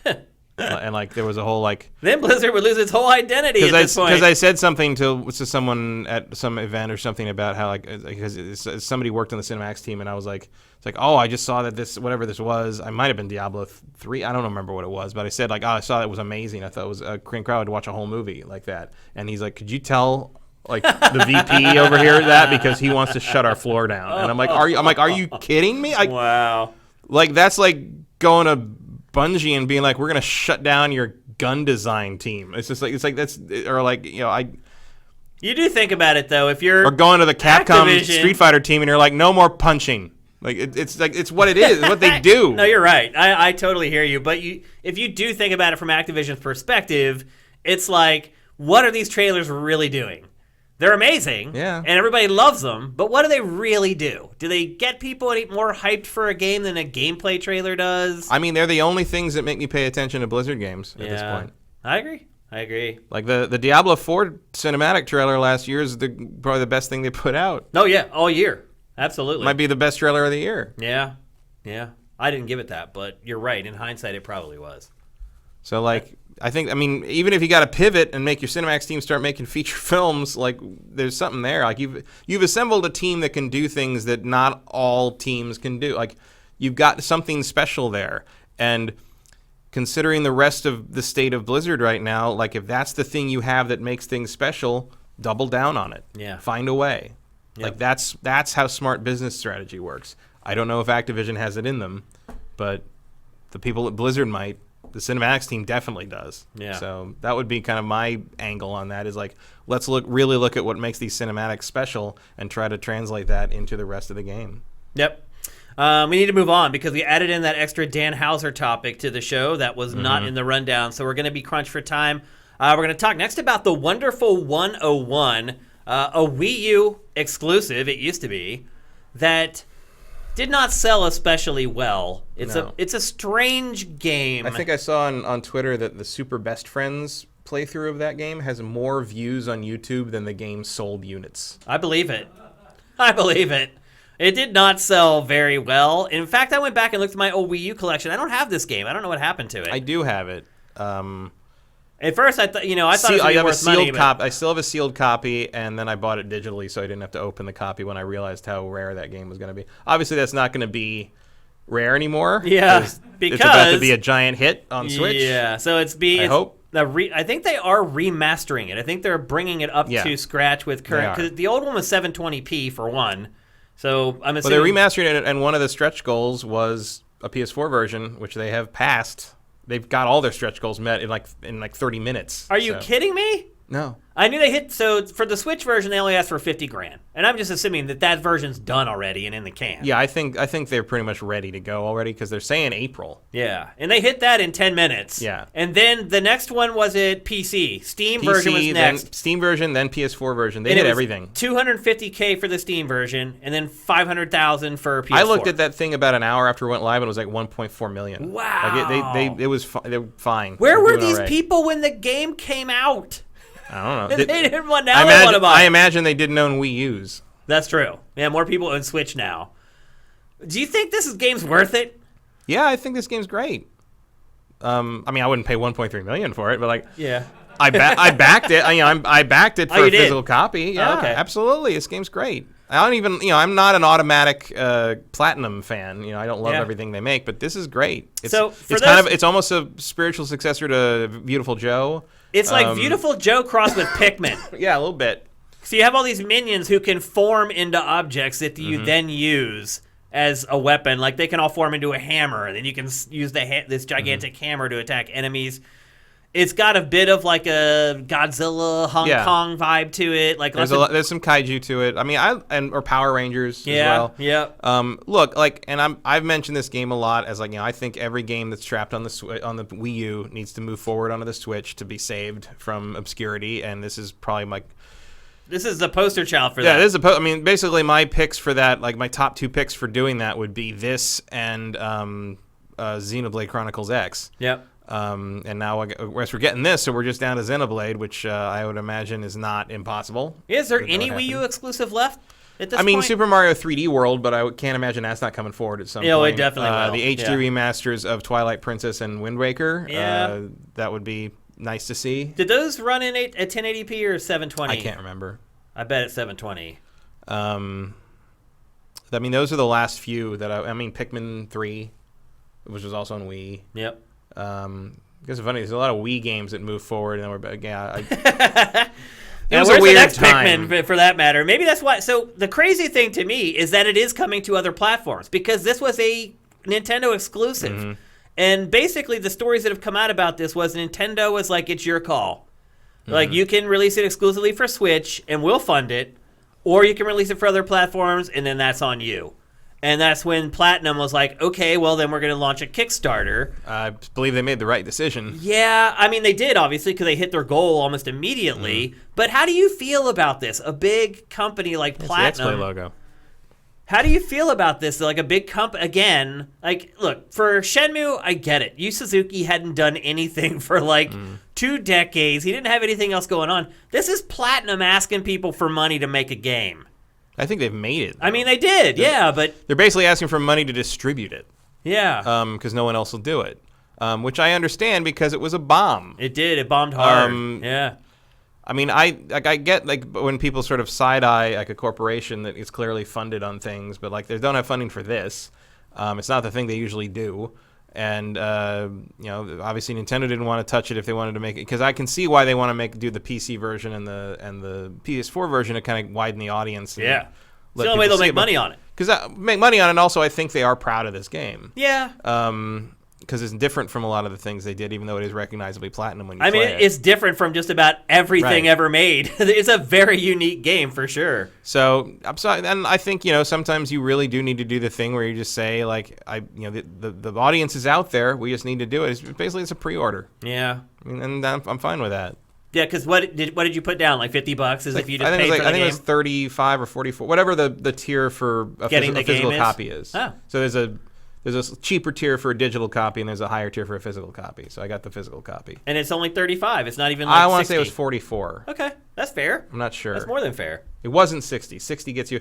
I mean, some of the things you get for the higher tiers are pretty funny, including like I think over $60 or something. You get personally blocked on Twitter by Kamiya. Yeah, I thought that was funny.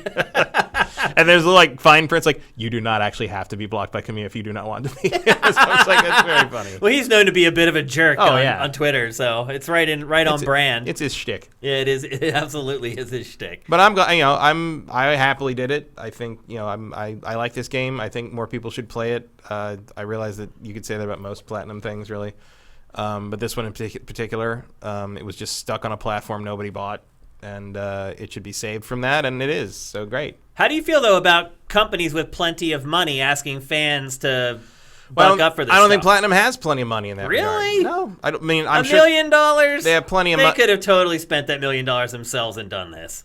I mean, you could, but it's not smart business. It's better to have. Well, yeah, of course you'd rather have there. somebody else pay for it. I don't give a shit. Like, You don't. I think that's a weird way to look at it. Like, it's like there's no evidence from a corporate standpoint or a business standpoint that anyone gives a shit about this game that bombed incredibly hard a few years ago, and that Nintendo doesn't even want to necessarily take a shot on without like their say so. And to just say like, I know that if we put this up to the community and say like, if you want this, give us the money now and we'll get it to you in a couple of months. I think that's completely fair. If you don't want to do that, then don't. Because you know what? When it goes up on the platforms, you'll be able to buy it digitally anyway. So you'll get it anyway if you don't want to put your money down early. No, I get that's that. Fine. I just, there's something. They don't have that kind of money set aside for distribution costs of a game that they made 6 years ago. Like, that's not how business works in that regard, I don't think. I don't think you can just suddenly earmark all this stuff for something else and not feel like you're putting your company in jeopardy.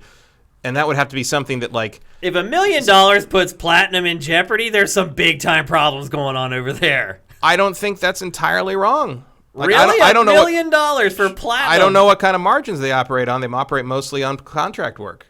Like, who knows? I don't know what their financial statements look like. Yeah, but I'm not going to say that they can just, like, suddenly decide to redistribute, like, 3 different versions of a game that bombed half a decade ago. Like, if they want to play it safe on that and do this through Kickstarter, I think that's fair, and no one has to support them if they don't want to. So you're in general, you're just okay with corporations basically getting welfare. It's not what I would call this. What would you call it? Pre-orders. I mean, you're funding the publisher. The publisher, they're going to make money off of this. I'm funding them. This isn't just a favor. I'm funding They're them. going to make a profit. I'm funding them whether or not they do it on Kickstarter because I'm buying the game. Yeah. Like, that's all I care about. I mean, they're going to get my money one way or the other. I don't care when they get my money. But if you wouldn't have been one of the backers, they may not have got your money. Well, then that's a decision you can make when it comes out. Yeah. Because you're not. No one's going to put it up on the digital store on Switch or on PlayStation Network and say like, well, if you weren't a backer, you can't give us money for this now. Like, that's not how that works. So like, you lose nothing. We lose nothing by this. All we get to play this game again if we want to. That's all. That's all that happened here. Yeah, I'm not saying on a personal. I'm just saying corporations asking people for money to me seems weird. I think you're overestimating Platinum's liquidity. Let's put it that way. They should be more liquid than you're leading on. You'd think so. I but mean, they'd have to be poor money managers. Where do they get that money then? What do you mean? For this? Yeah. Well, it's not like when they sign a contract to make a game for someone, they just spend all the money. They should have a war chest of money. They should have cash. Somewhat, but I don't know if they have the money to do that and then like really throw that. I mean, they're not a cash-rich studio. They never have been. Like I have no problem believing that they weren't going to be able to suddenly just earmark this money for this thing, which could be just a lost cause. Like, and this way, by doing it, you really put it out there and get these people excited that this is going to happen. Everybody knows it happened. It's a news story. People put their money towards it. It's all kind of in the bank. It's a hype thing. You know, your Shenmue 3 is probably the best comparison in the sense that like everyone who cares about video games suddenly knew the Shenmue 3 existed again when they announced that thing. And by doing this, suddenly everybody knows Wonderful 101's coming back. So it's partly just a PR move. But, I mean, I don't think we need to, like, crowdfund Nintendo bringing back Xenoblade Chronicles X, but Platinum ain't Nintendo. Yeah. So. I don't know. I still have misgivings about it. People basically funding corporation to turn a profit. That I don't know. There's just something that just doesn't sit right with me. But you're right. I am glad that the game is going to be back out there. People are going to be able to experience it because it is a great game and it is a game that more people should play. I don't think it's for everybody, but no platinum games for everybody. Yeah, I'd agree with that. Very few. Yeah. So anyway, there you go. Wonderful 101. It sounds like it hit all its marks. So it's coming to Switch, PC, as far as I looked, PlayStation 4. Yeah, I think they got all their stretch goals already. Yep. They might need to come up with more. And I think they did say that like if things exploded, they would consider like an Xbox One version of it. So that's likely probably coming to now. So yeah, clearly the interest is there. And I'm sure Microsoft has noticed. Yeah, but I think anybody who's watching this B-roll can see why it wasn't a smash hit. No, it's let's call it quirky. Yeah, I mean, the first time I saw this game, I knew it wasn't going to be a smash hit, and I knew probably one day we'd end up someplace like this, where people would be like obsessed with it and want it to be revived and want it to come out because nobody bought it on the Wii. But also because that was just what happened to Platinum games. Yeah, I mean, that's why I also have an unopened box copy of this game, because I thought that it was going to be worth money someday. I don't know where it is, though. I seem to have misplaced it somewhere, but I did get this game and not open it, so that's all out the window. But I don't care. Like, what was I going to make on it? $20? It's better for everybody to be able to play this. So I think it's good news. It's just a little weird to me when corporations ask for handouts from fans. I think it depends on the size and it's just the idea that Platinum has this money sitting around is not something that has ever been part of the narrative. Like, there was even like talk of like how when Scalebound got canceled, it was threatening the existence of the company by losing that contract. Like that, they really seem to live like hand to mouth a little bit on those contracts. So I don't know. I think they're a pretty lean operation. So. But regardless, April, is that what they're saying for the Switch version? I think that's what they said on like the delivery date on the where it says like when you're going to get the rewards or something. Yeah. I think it said April. Okay. The impression that everyone seems to be getting is that the port is done. They just need the money to distribute it. So produce it and ship it, basically. So and that should take a couple of months. Barring any weird factory delays because of the coronavirus. All right. That's the thing, though. Like, absolutely. There's all kinds of factories in China that are shutting down, and like all the third-party Transformers I have on order are basically delayed for till June. Infinity. So. Yeah, I know Apple's in like deep crap too, because it's like we have all these factories, and going to be interesting to see how console manufacturing gets impacted if this goes on long enough. Yeah, I did see that that they won't be affected by tariffs, so that's good. That means the prices of them shouldn't be affected by that at all. Still going to be expensive. All right. Let's move on. We're going to talk next about Resident Evil. Some news finally broke this week about Resident Evil 8. We've been hearing all this stuff about Resident Evil, but none of it has been for the sequel. It's all for remakes. The Resident Evil 2 remake, the Resident Evil 3 remake that's coming very, very soon. Finally, we got some drips of information about the next mainline Resident Evil. And the biggest bullet point is that it is going to remain in first person, just like Resident Evil 7, which was built with VR in mind. Do you think the logo is going to have 8 as the E in evil? Probably. Because the 7 was, an L or an I think? No, it was the L turned upside down. It was like the VI. It was Roman numerals, wasn't it? Like the VII. I thought the 7 was somehow written into the Resident Evil. Like it was the L or the I. I think it was the Roman numeral for it. It was like VIL. Yeah. Like in evil was highlighted a different color, and that was the 7. So that was the most polarizing thing, other than the fact that it was built. I don't know if I'd say primarily, but at least 50-50 with VR in mind. The other thing that people kind of were up in arms about was that the game was entirely in first person. It was the first Resident Evil game to be played entirely in first person. Usually it's a third-person action-adventure / survival horror game. First of all, how did you feel about Resident Evil 7 being played in first person? Did you like it? Were you disappointed? I wasn't. The first-person element is kind of turned me off of it. Okay. That's one of the main reasons I've never played it. Oh. I don't care about. Did you play like the demo or anything beforehand? I played the kitchen demo. Okay, which was great. Yeah, which is good. The whole game wasn't that good though, unfortunately. No. It's just not. I mean, I have only marginal interest in Resident Evil to begin with. Okay. And once you remove it from kind of the Raccoon City, Chris and Leon, Jill, and like all those characters, like I'm not in anymore. I could just Resident Evil 7 to me looked like the most generic imaginable horror game I could possibly see in this. You know, it looked like Amnesia, Me Too to me. Yeah. Well, it was better than that. I'm sure. Yeah, sure. I just don't care. I know that like they integrate it more into the universe by the end of the game, and maybe this will have more interest for me. But like, it takes something like the Resident Evil 2 remake or 3 remake to get me to play a Resident Evil game at this point, just because that's the Resident Evil I like. You are right, though. The Resident Evil 7 does not tie into the franchise until the end. Mm-hmm. Literally, like, the ending of the game, you're like, oh, there's somebody I recognize. I'm not going to spoil it, obviously, what happens at the end. But, yeah, otherwise, it's just a horror game. There are hints about, you know, Umbrella and bio whatever issues. But, yeah, as far as, like, overt characters, you don't see any of them until the end. Now, I am a huge Resident Evil fan. I do have an affinity towards the franchise, and I do absolutely care what happens to it.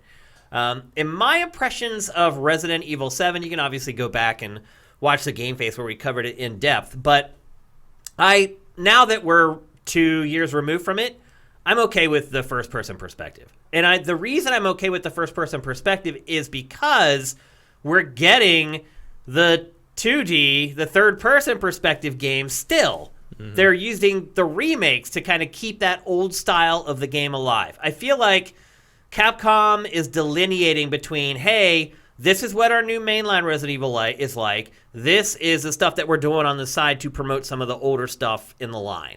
And so I thought it was good, honestly. Like, playing in first person when you're talking about horror or terror, to me, is far more effective. Because when you're playing in third person, you can move the camera and you can, like, look around corners. Some people may like that because it makes the game easier to play, but it takes away a lot of the shock and the actual horror from the game.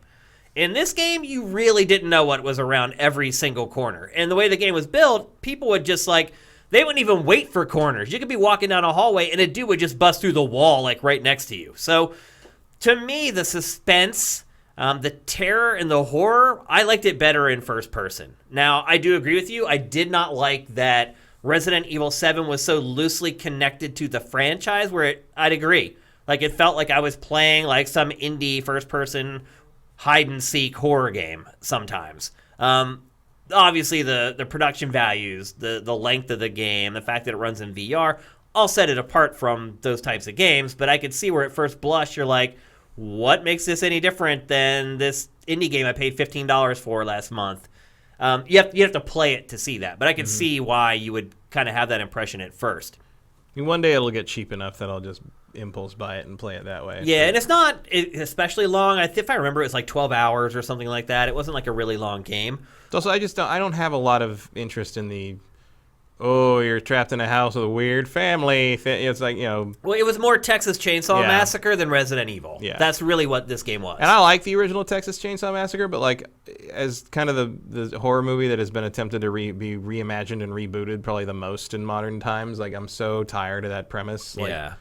Like if you run me through the backwoods, one more Hills Have Eyes thing, like I'm just like, guys, it's not that scary. Like, I mean, I wouldn't want to be in the house, but like, it's not a compelling premise to me. Now, I would say that there are some moments in this game where it gets you pretty good. There are probably a handful of moments in this game that, in my opinion, stand up to some of the best scares from Resident Evil. But let's keep in mind that Resident Evil hasn't always necessarily been about scares. Right. It's more of like a creepy type. Certainly not for the last like 3 games before this one. I mean, 4, 5, and 6 are not particularly scary. Yeah. They're action games. There's horror things in them, but you're This was a horror game. Yeah. Absolutely. And that's another thing that I liked about it, and that's another thing that I hope that they do carry forward to 8. One thing I hope they do not carry forward to 8 is focusing on VR development for it. And I have a feeling they're probably gonna. But in my opinion, I felt like the fact that they developed for VR kept the non-VR version from looking as good as it could have. Yeah, I mean, I think that's fair. And I would prefer if they ditch the VR version and just get everything out of whatever platform they're making it for. That would be my big complaint. Now, I did see that like Upload VR this week wrote an editorial where they were saying like, VR needs more games like Resident Evil 7 or it's never going to take off. I absolutely agree with that. I am not willing to sacrifice Resident Evil with that throne, though. Find something else. Like, if you're going to have to take away some of the production values of Resident Evil so that it will work in VR, no. That's not a trade-off that I want to make. I want Resident Evil to look as good as it can. So, They take too many headshots in that game. what'd you say? I was just looking at the B-roll with Ada. They took a lot. Yeah. Sometimes like 7 or 8. Yeah, she was like emptying the magazine at him. Yeah, but when you do land that perfect shot right in the forehead, it goes push. Good feeling, for sure. I did like Resident Evil 7. I thought it was on the upper echelon of Resident Evil games. It wasn't the best. To me, that'll always be Resident Evil 4 until something happens otherwise. But it wasn't the worst either. But I have a feeling they could make a better game if they focused on just making a 2D game instead of a VR game. And the one good thing is, going back to what you were saying, people had kind of rejected Resident Evil 6, Resident Evil 5, because they were more action-y with horror elements. And so to me, to see it go back to that more macabre tone, I think that's what most fans want, and I think that's what's going to make the games better going forward. Now, but you're right, because you are kind of brought back into the loop of that RE plot and characters at the end of RE7, it does have me a little nervous that Resident Evil 8 is just going to be RE7, but with the characters you know about, plus the dude that you met in Resident Evil 7. And they have confirmed that Ethan from RE7 will be there, along with Chris Redfield. Not a surprise if you played RE7. Other details, werewolf-like enemies. Real zombies, and I'm guessing that means the slow, shambling kind. And there's a female apparition or spirit involved in it somehow, and that's pretty much all we got. I'm cool with it, what I've heard so far. Again, I hope that they don't sacrifice the quality of the 2D version for VR, though. We'll see. Yeah, I feel like you're safe ignoring VR for at least one more installment. Maybe things will be different when it's time for Resident Evil 9, but I don't think that gains you as much as it loses right now. Yep, agreed. I'm also guessing that absolutely nobody watching this show gets the lower third, except for people who are as old as Matt and I. I get it. Everybody else is like, what is that? In chat, how many of you guys know what 8 is enough is? I want to know. I mean, maybe if they watched a lot of TV Land or Nick at Night. They might have an idea. All I can tell you is that I was born in the 70s, and my hair was, because of the time period, designed only to do hairstyles that were on that show. Yep. Okay, let's move on. We're going to talk next about another horror franchise that has not been revived or done in VR or really seems alive in any way, shape, or form right now, and that is Silent Hill. In my restless dreams, I see that town. Yeah. So we all know what happened when Konami tried to make its own Metal Gear game after Kojima left. We got that awful multiplayer-driven shooter thing. Increasingly ironically named Metal Gear Survive. Yeah, which may have actually been like the final nail in Metal Gear's coffin, oddly enough. Well, guess what, people?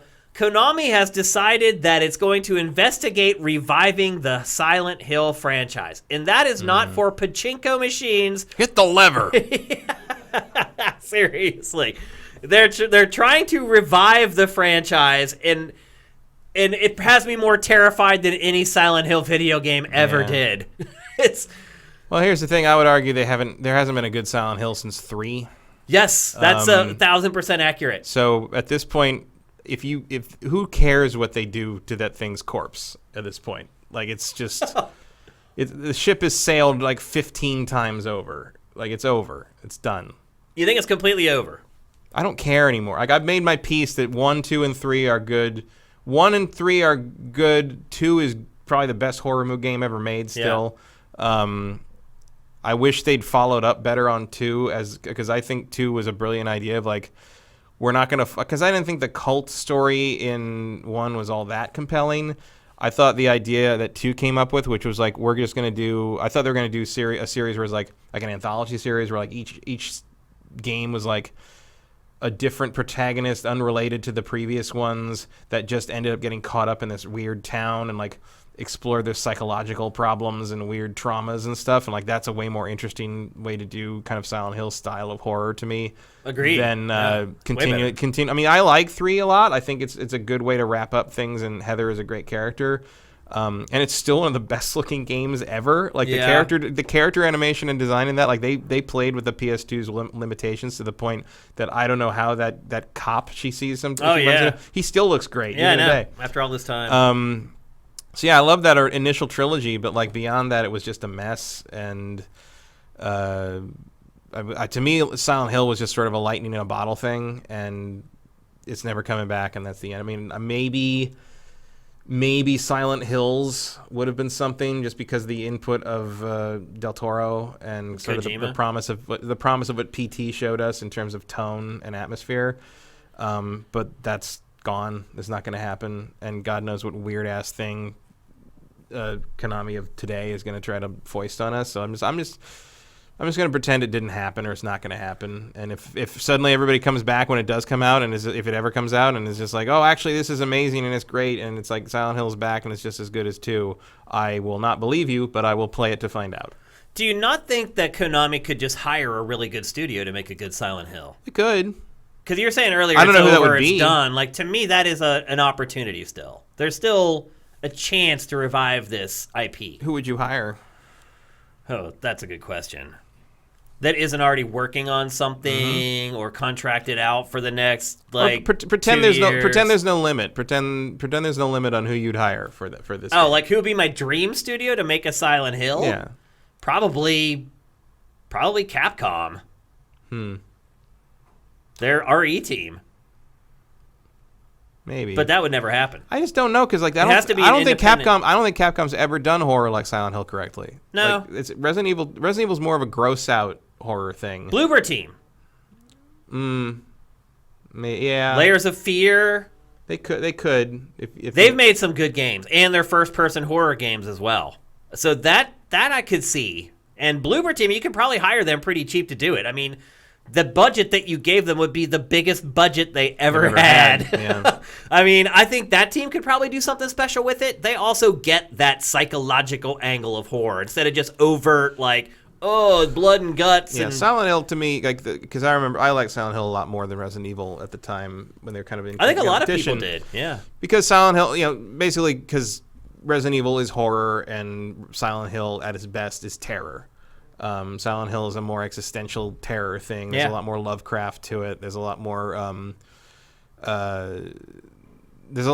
just sort of the dread permeating it, as opposed to Resident Evil, which is more just like, oh, a thing jumped out, oh, it's gross. My heart jumped for 2 seconds, and now it's right back to where it was. But the most memorable moments in game horror to me are almost all terror-driven from Silent Hill. And some of it's just like, oh, look at the way that I'm walking down this alley, and the camera pan to just follow kicks, me, and it looks like it might be a viewpoint of something looking at me. I don't know. Like stuff that only games can do. Yeah, that's the kind of stuff especially because, and also with Resident Evil being pre-rendered backgrounds at the time and Silent Hill being full 3D, Silent Hill is able to do things with a camera that Resident Evil just couldn't. And Silent Hill 2 remains a masterpiece. And this is downpour, by the way. Yeah, frankly, this was not the glory days of Silent Hill. Frankly, I would rather they just like do a modern like remaster of Silent Hill 2 that isn't terrible.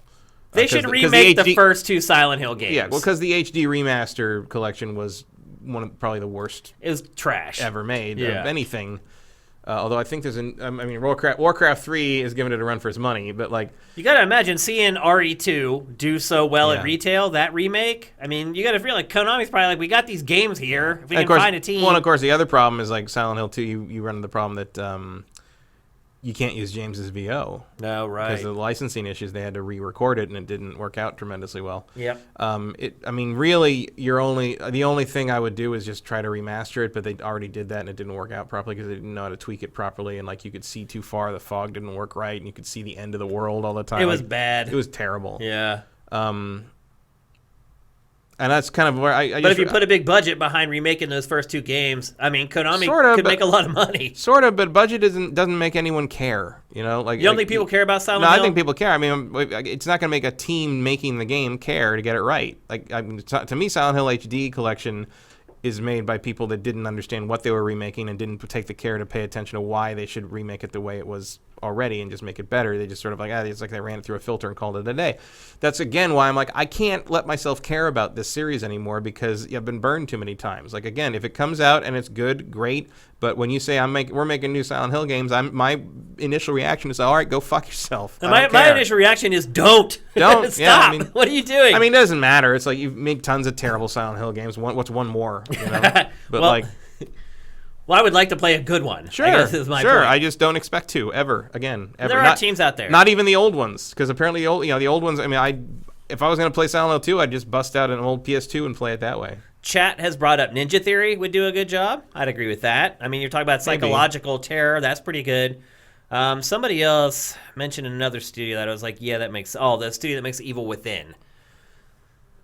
I mean, it's not a terrible choice, but they're more in the vein of Resident Evil than... Yeah, well, I mean, it is. It is, yeah. It's Mikami. Yeah. Yeah, I mean, that's the other problem is, like, Silent Hill is kind of a unique thing, and I don't know anyone else who's making stuff like that, at least on that That's why level. I say remakes. Like, trying to make a new one, I think, is a fool's errand, but if you could remake the first 2 games, or even the whole first trilogy... The other problem is, like, Silent Hill 2, part of its charm and part of why it works is some of the crappy jank tech. that's there. Yeah, it is. Like it's a prime example of how limitations can end up making a better creative product. Yeah, that's true. And like once you take those limitations away and you try to make everything look perfect, like once you try to make like Maria look perfect, she doesn't look like Maria anymore. Or you try to make Pyramid Head look plausible. Yeah, any of that. Yeah. Or you try to like do an HD version of like some of the weird creatures, and like one of the reasons they worked before was like I couldn't quite tell what I was looking at. Yeah. And now when it's like super sharp in HD, it's like, oh, that's in combination with the table animation. with legs. Yeah, exactly. It's just like, exactly. So there's also rumors swirling that there may be a Silent Hill film. Now, the last Silent Hill movie was not terrible. It wasn't anywhere near good. No. But it wasn't. It was watchable. It was impressively true to the source material. Yeah, it was impressively true to a true adaptation of 3. Yeah. And they even, I can't remember the actress who played Heather, but she looked like her, and it was, Yep. I watched the trailer for that, and I knew what game they were doing, which is more than you can say for most, a lot of game most adaptations. Game movies. That's true, man. Both Silent Hill movies, I think, were surprisingly true to the source material in the end. I think the first one is pretty okay. Part of that is because the cast is really good. I think the cast pulls it off for the most part. Naomi Watts is amazing in pretty much everything she's ever done, except maybe the Book of Henry. It's also really good to see Sean Bean in something in which he doesn't die, because that's usually why you cast Sean Bean, is to kill him. Yeah. But he just is a sad father. Yep. And Pyramid Head looks great. They nail all the stuff. They do. They twist a little bit to make it. I think they actually made the cult story a little more compelling, because I think what they changed to be more of a mother-daughter, and I think she's a more interesting contrast to the sort of the malevolent mother figures of the cult.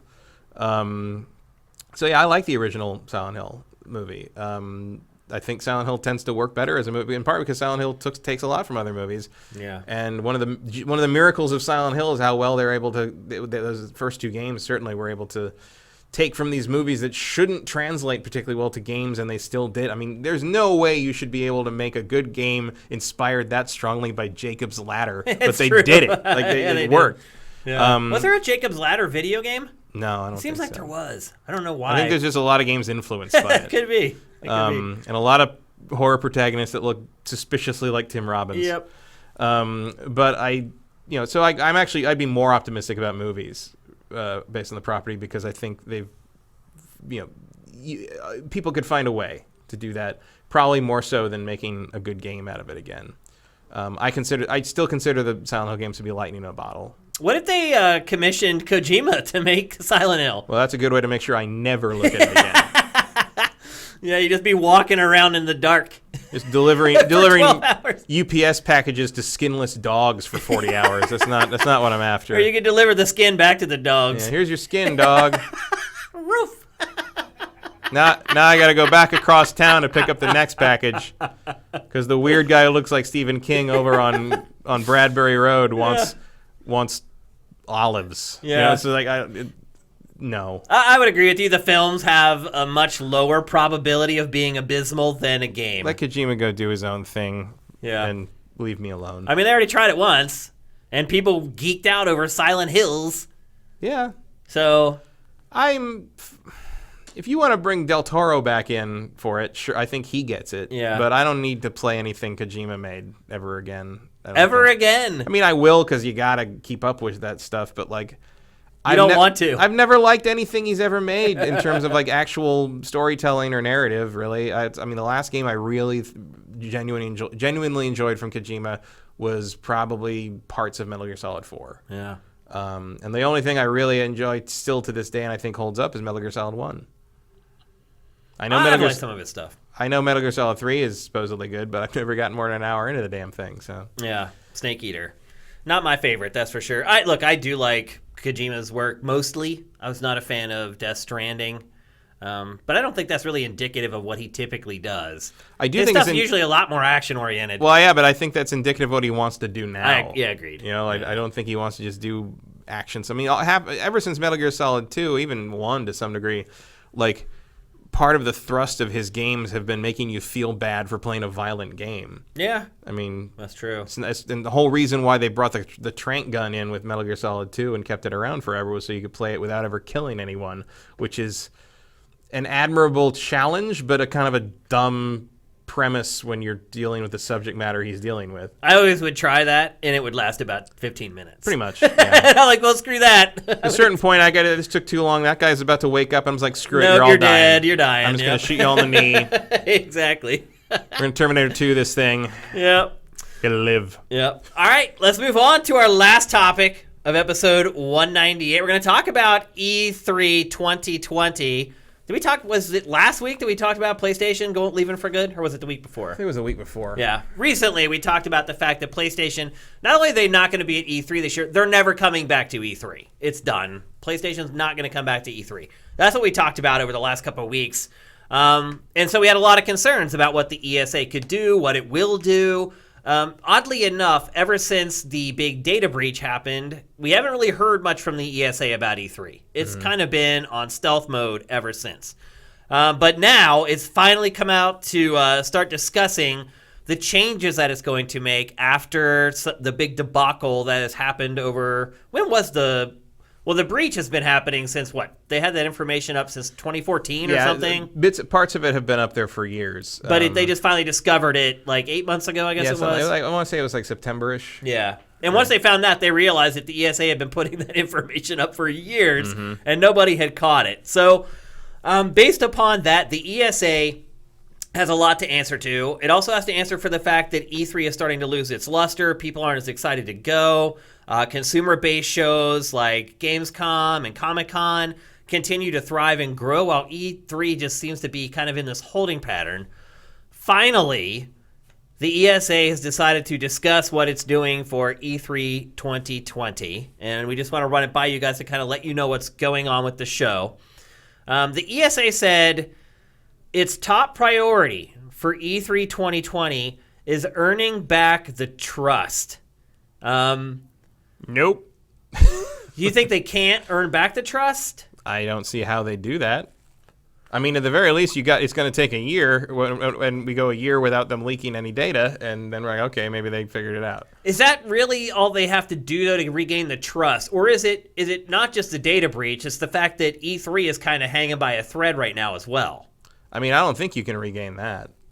Like maybe you could start letting more press in than, like, I don't know, dogs. That'd be nice. Like the limitations on how many press can get in, and like how they're just trying to make everybody spend their money to get in is it's absurd. Silly. It really is silly. But I don't think it's not a press-friendly show anymore, and maybe that's intentional. I don't know. And I'm speaking more from the perspective of our audience, because look, our audience, I've seen the comments. They do not care that we had our data stolen. They don't care, and they shouldn't. Like, We're just people telling them whether they should buy games or not. They shouldn't care whether our identity was stolen. They should care more about, is E3 going to deliver me what I want? Am I going to see more games, all the hot hardware? Is it going to be easy for the people who's going to deliver that stuff to me so that I don't have to wait a long time to get it? You might want to care if you intend to go at some point. Right. But again, it's a very small percentage of people who actually consume or care about the aura around E3. So earning back the trust is ESA's top priority. They've rebuilt the website with new security measures. Okay. Sure. Honestly. Well, they've definitely done the bare minimum on that one. I mean, I'll just say, that's the least of my concerns. I just assume, look, you got caught with your pants down. Our data got out there. It's a no-brainer that you're going to rebuild your website and protect our information.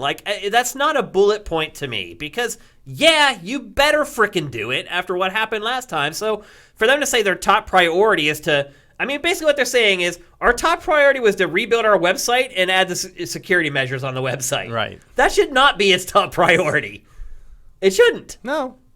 Again, when only 2,000 journalists get let into this show for free, even in the grand scheme of attendance, it's a very small percentage of people. It's just like it's like you hung a giant banner up that says we achieved something. Yeah, exactly. Basic competence 2020. Hey. So I don't care about that. But what I do care about is the show itself and whether people who watch GameFace, people who go to Sifted, or just gamers in general will care about it this year and maybe actually want to go and come to LA and spend some time here with us and enjoy the show. Mm-hmm. And to that end, the ESA's big move is that there will be a new, revitalized experience from I Am 8-Bit.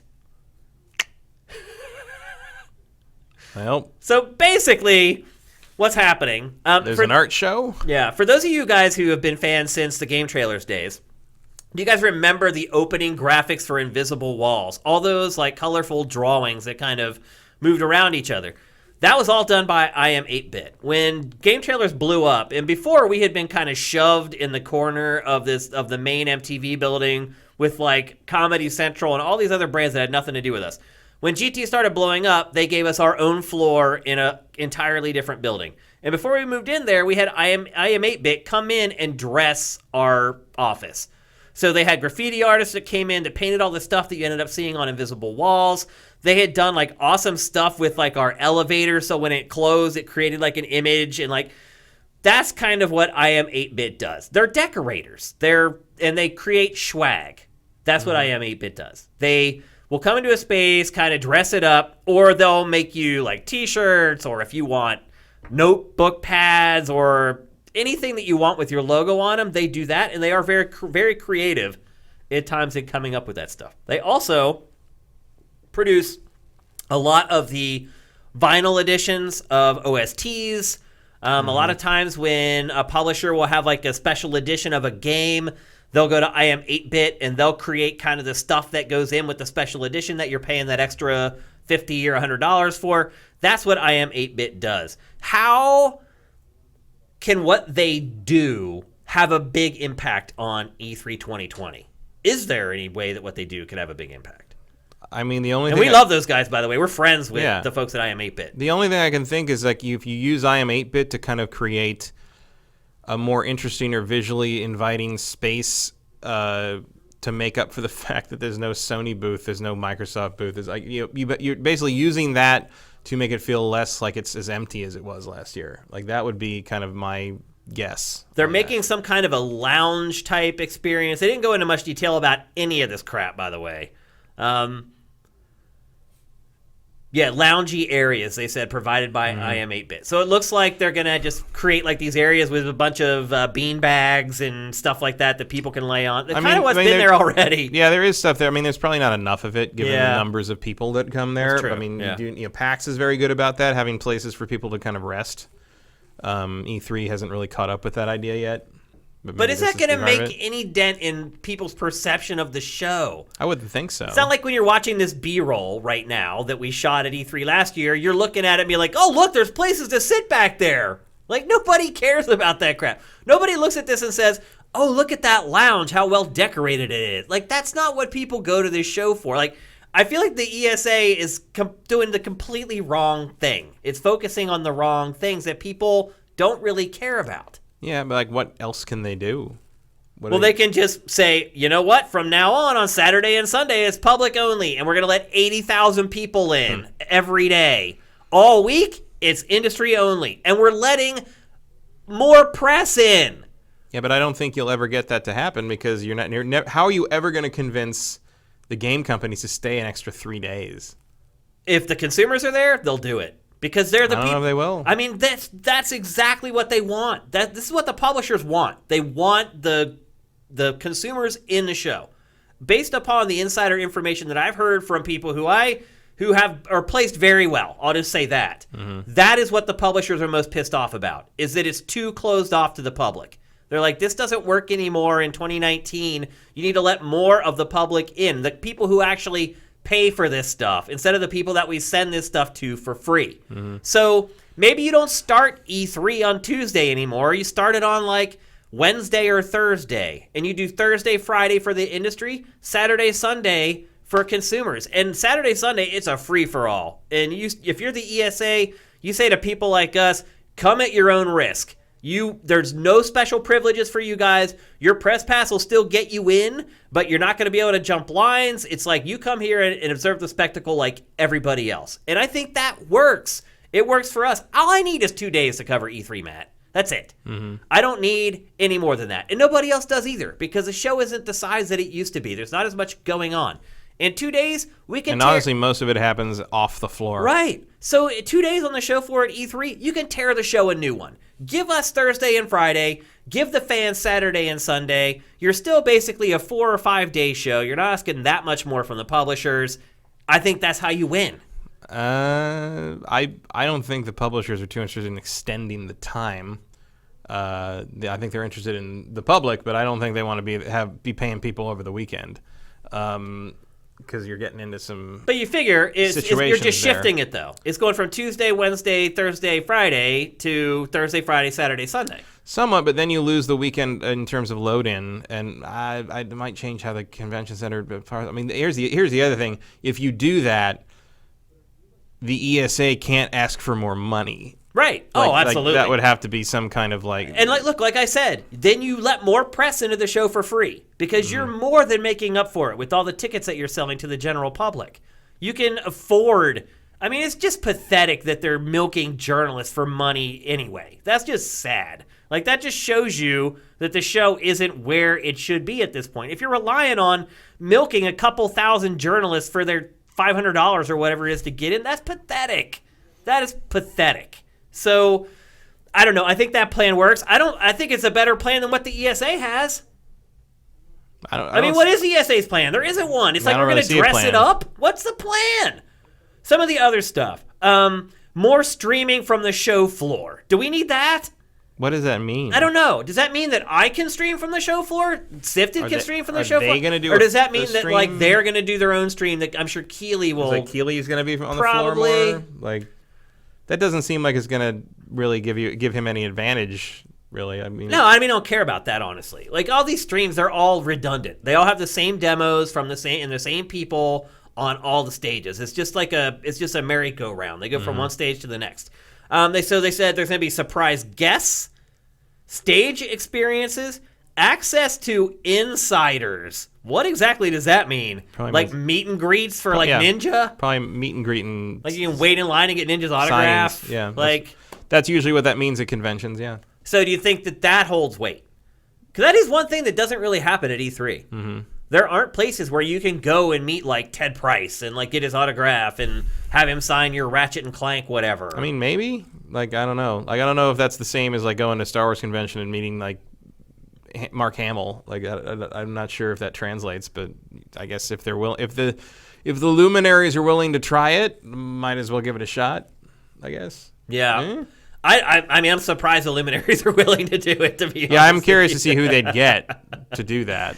It also goes like, people like, Ted Price is busy. Like, he's got stuff to do that week. Yeah, absolutely. Everybody does. It's like, that's probably why it's never happened, because people are like, look, man, it's E3. Like, I'm booked wall to wall the whole time I'm there. Surprise guests, I don't know what that means. Are people just going to randomly walk through like the hall like it's Comic-Con where you would run into a celebrity here and there? Like, is that all going to be like contrived where they're like, okay, this celebrity, you walk around from like 1 o'clock to 1:30. Like, what does that mean? Guest surprises. The bottom line is none of this is going to move the needle, Matt. That's the problem. Mm-hmm. None of this is going to fix the problems that people have with E3. Sure, data breach, we're pissed off. Nobody else gives a crap about that. What the people care about and what keeps them from buying a plane ticket to LA and then spending the money to get into the show, none of this stuff addresses that. Like, what about, like, if they had just said shorter lines? That would be the biggest bullet point on here as far as getting people to go to the show. If they're like, lines half the time of last year's E3 to the best of our ability, that's something that matters to people. But to do that, they'd have to expand the space that people have available so they could put more kiosks and more stations in for people to play so you could fit more people in per hour, and they would probably try to charge the publishers more money for that because that's all the ESA is here for. I mean, the insider baseball part of this, of what would make the publishers excited, is we're chopping the booth price in half. Mm-hmm. There would be no empty floor space. So you solve that problem like that. None of that is in this. None of it. And look, we don't know the whole plan yet. So there could be stuff coming that does address kind of the things that I'm concerned about, but you would think you would put that in your first press release, your first messaging about it. Like, you're if that other stuff is coming, the ESA is burying the lead. They're announcing the stuff that most people don't care about first, which is the exact opposite of what any marketing plan should do. That's why it's called a lead. You lead with the lead, the stuff that people care about, the most important information. But it's spelled different. LEDE. Yeah. Lede. Lead with the lead. Exactly. So, I don't know. Like, I'm sure the ESA patted itself on the back after sending this out. To me, it doesn't address any of the root problems with E3. I don't think the root problems... It's not going to keep someone from stealing my car. I don't think the root problems of E3 are solvable. You really don't. You just think it's doomed. It's over. Really? There's no need for something like that anymore. Like the reason E3 became what it became is because it was the hub of the year for exposure and reveals and meeting. And you don't need that anymore because the world is far more connected and people have infinite other ways to like see what they need to see, and you have infinite other ways to get the information out whenever you want to get it out without all the signal to noise ratio problems of being in the same place as everybody else in the industry. I don't think you can ever recapture that. The best thing E3 can hope for is to become basically a more corporate-focused version of PAX. Or what about Gamescom? Do we not need Gamescom anymore?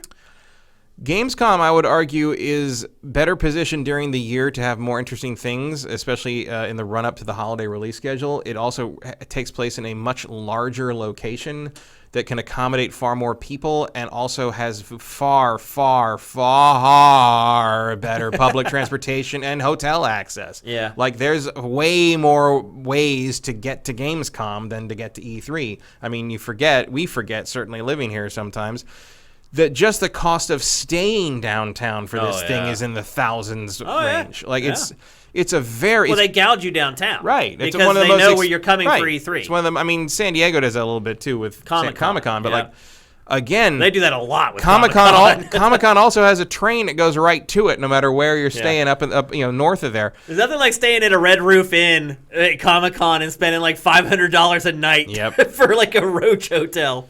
But, like, it's... the worst. And it's just not functional anymore. Like, I mean, I'm not going to discourage anyone from coming to it if they really want to go, but I think the bloom is off the rose. I mean, do you think that, like, Gamescom could just brand, like, what if the ESA is like, we're not doing E3 anymore? Don't you think that Gamescom could just come in and do Gamescom LA and it would be gigantic? I don't think so. Really? I don't think it matters. Interesting. I think it would. I think a consumer show would do great. Well, you'd have to get everybody on board again. I don't know if anybody would want to try to resurrect the corpse of that show. We've done it before. What? Resurrected the corpse of E3. Sorta. We have. I just don't think the world has moved on. I don't think you recapture that anymore. I think it needs. Do you think conventions in general are just done? No, I don't. Some of them make sense. Because a bunch of the conventions that work, like PAX or Gamescom, have an identity. They have a community around them. E3 never had that because it was a corporate expo.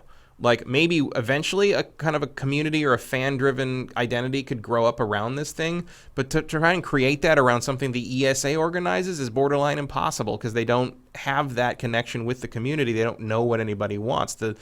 Like all these bullet points just read like that Steve Buscemi gif where he's just like, how do you do, fellow kids? Like it's just like there's no grassroots there, no there, you know. And like Gamescom still has that. It was always a public show. TGS still has that. It was always a public show.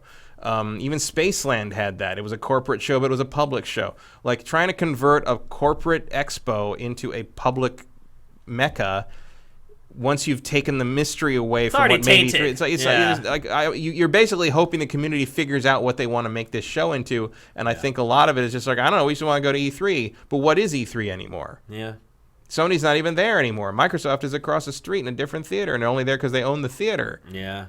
If they didn't own that theater, who knows where Microsoft would be during E3? They wouldn't be there. Yeah. Yeah, especially when Sony left. Like, once Sony left, Microsoft had a free get-out-of-jail-free card, basically. I just don't see... I mean, I'm not saying there's no room for a game-related convention-style thing in June in Los Angeles, but, like, it's never going to be the heart of the gaming year the way E3 used to be. Like, that's over. Yeah, it's not the Super Bowl of video games anymore. No, it's more I guess that's the best way to put it. It's more the All-Star game. And we all know how awful those are. All of them. Every league. At least you're in Hawaii. Yeah, that's true. That's a good point. Yeah, and I would say Hawaii is a nice upgrade over LA for sure. So there Probably you one go. of the only places we could hold a convention that'd be more expensive than here. Yeah, you're right. Absolutely. Milk's like $13 a gallon in Hawaii Yep. because they have no cows. I know 7 people who have gone to Hawaii, fell in love with it, and moved there. They all came back within a year. Yeah. Yeah, because it's so expensive. It's expensive, it's insular, and it's isolating. Yeah, for sure. Yep. So anyway, there's the first details about E3 2020. Obviously, we're going to be talking about it a lot more over. I mean, registration opens up in like a month, I think. The show's only 4.5, 5 months away. So we'll definitely start ramping up discussion about it coming up. But these are the first details, and they're not exactly encouraging or auspicious. So we'll see how it shakes out. I'm hoping the ESA follows up with something else real soon because as much as I love I Am 8-Bit, this just isn't getting it done.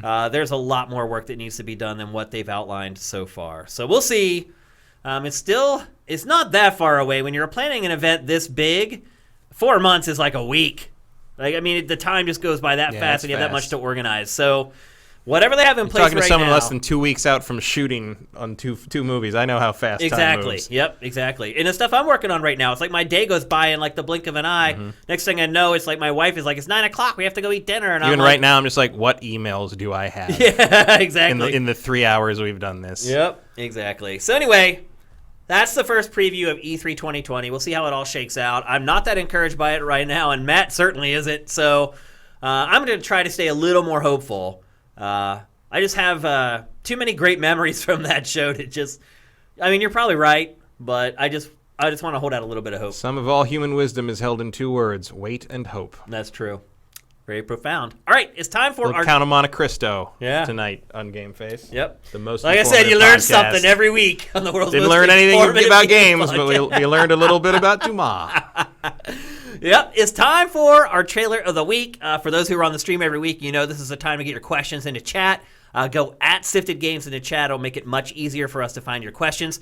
Our trailer of the week, we're actually going to discuss this at first, and then I ended up taking it out of the rundown because we got some other stories.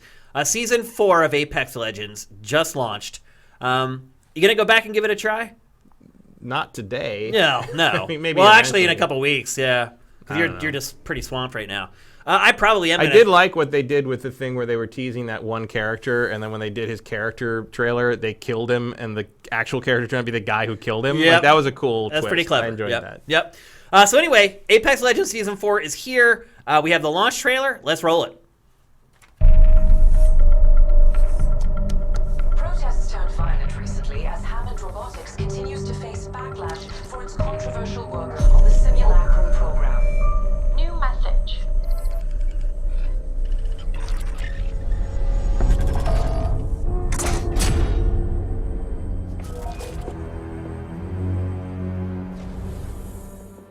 Look who it is. But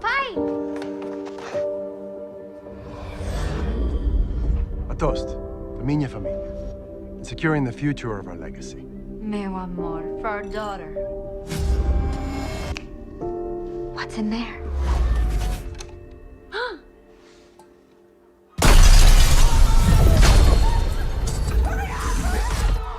Stay calm. You two go.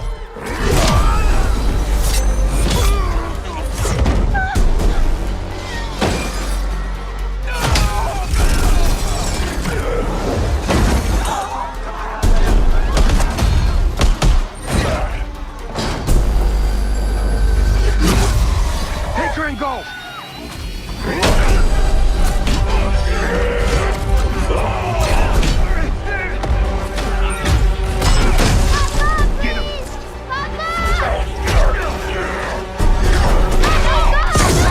Get out of here!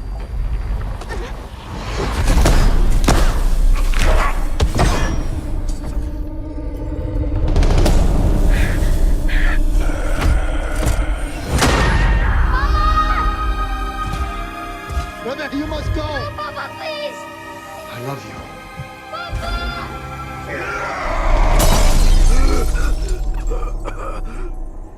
What the hell are you? Death.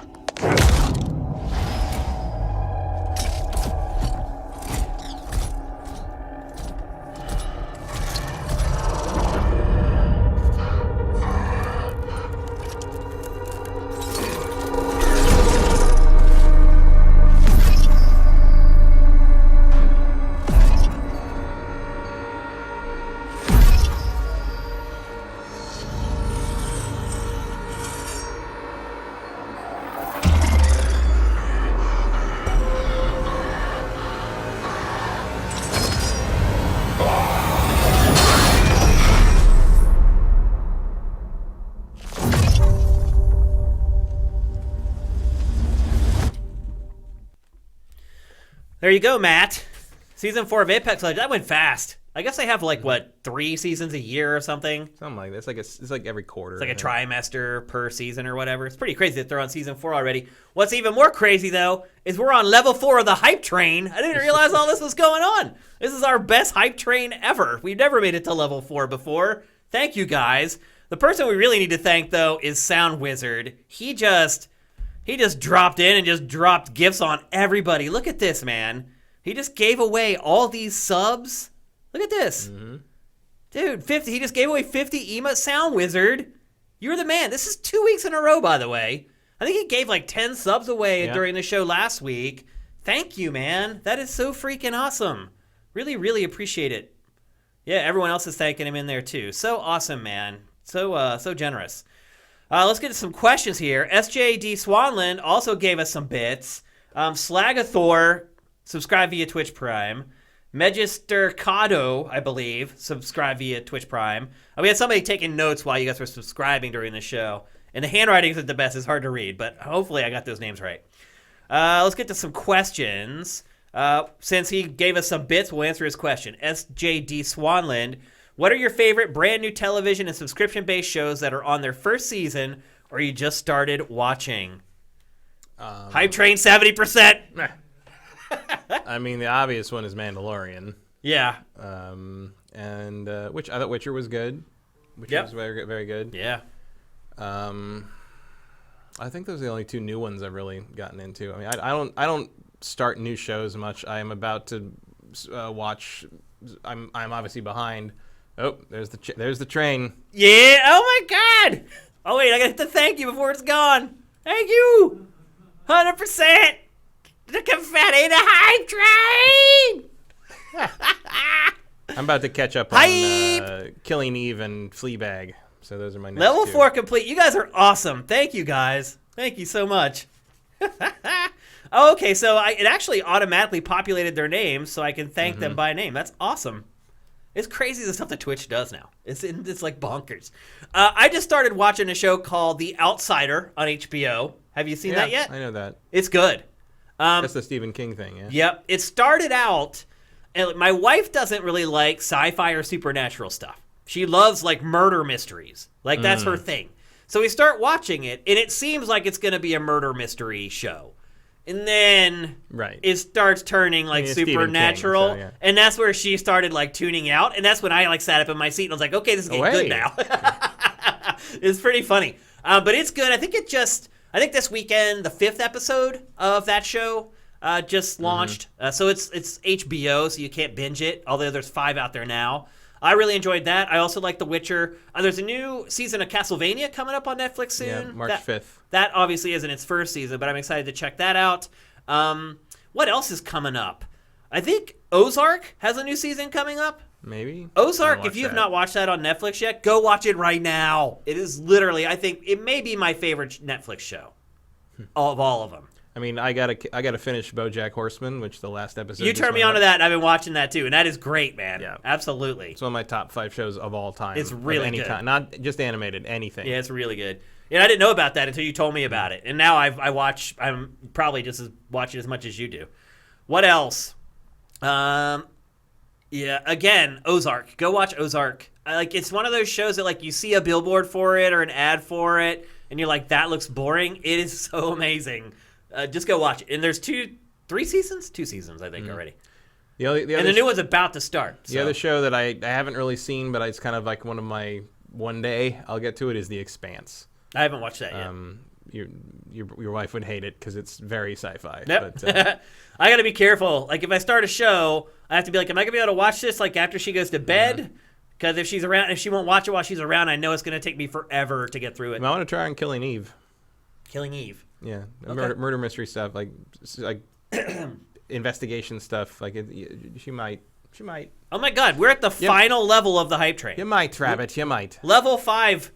Final level. Keep the hype going until the clock runs out. We have 2 minutes. 2 minutes and 44%. Even if we don't make it, it's totally fine, guys. Like, wow, this is awesome that we even got to level 4 or level 5. Actually, that's great. Not Cirque says thanks for your time, Matt. I'm not sure what that's in reference to. I think that's in reference to me saying, "Do I have emails to answer about the movies?" Oh, you're busy. Yeah. And you're welcome. This is, I wouldn't miss these except obviously the week we're shooting. Except next week. Well, we're not even. Or no, it's 2 weeks from now. 2 weeks, yeah. But don't freak me out like that.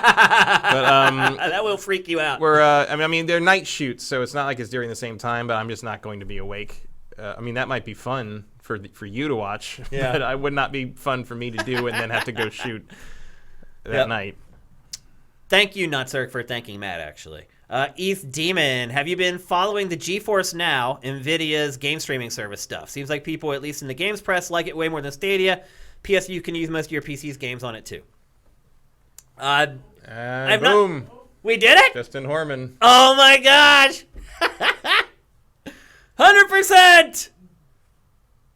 There comes the confetti and the hype. Utex hype. It's so awesome. It's such a simple thing. Like, why did they wait so long to do this? Level 5 complete. We've never done that before. Where's the people that I have to thank?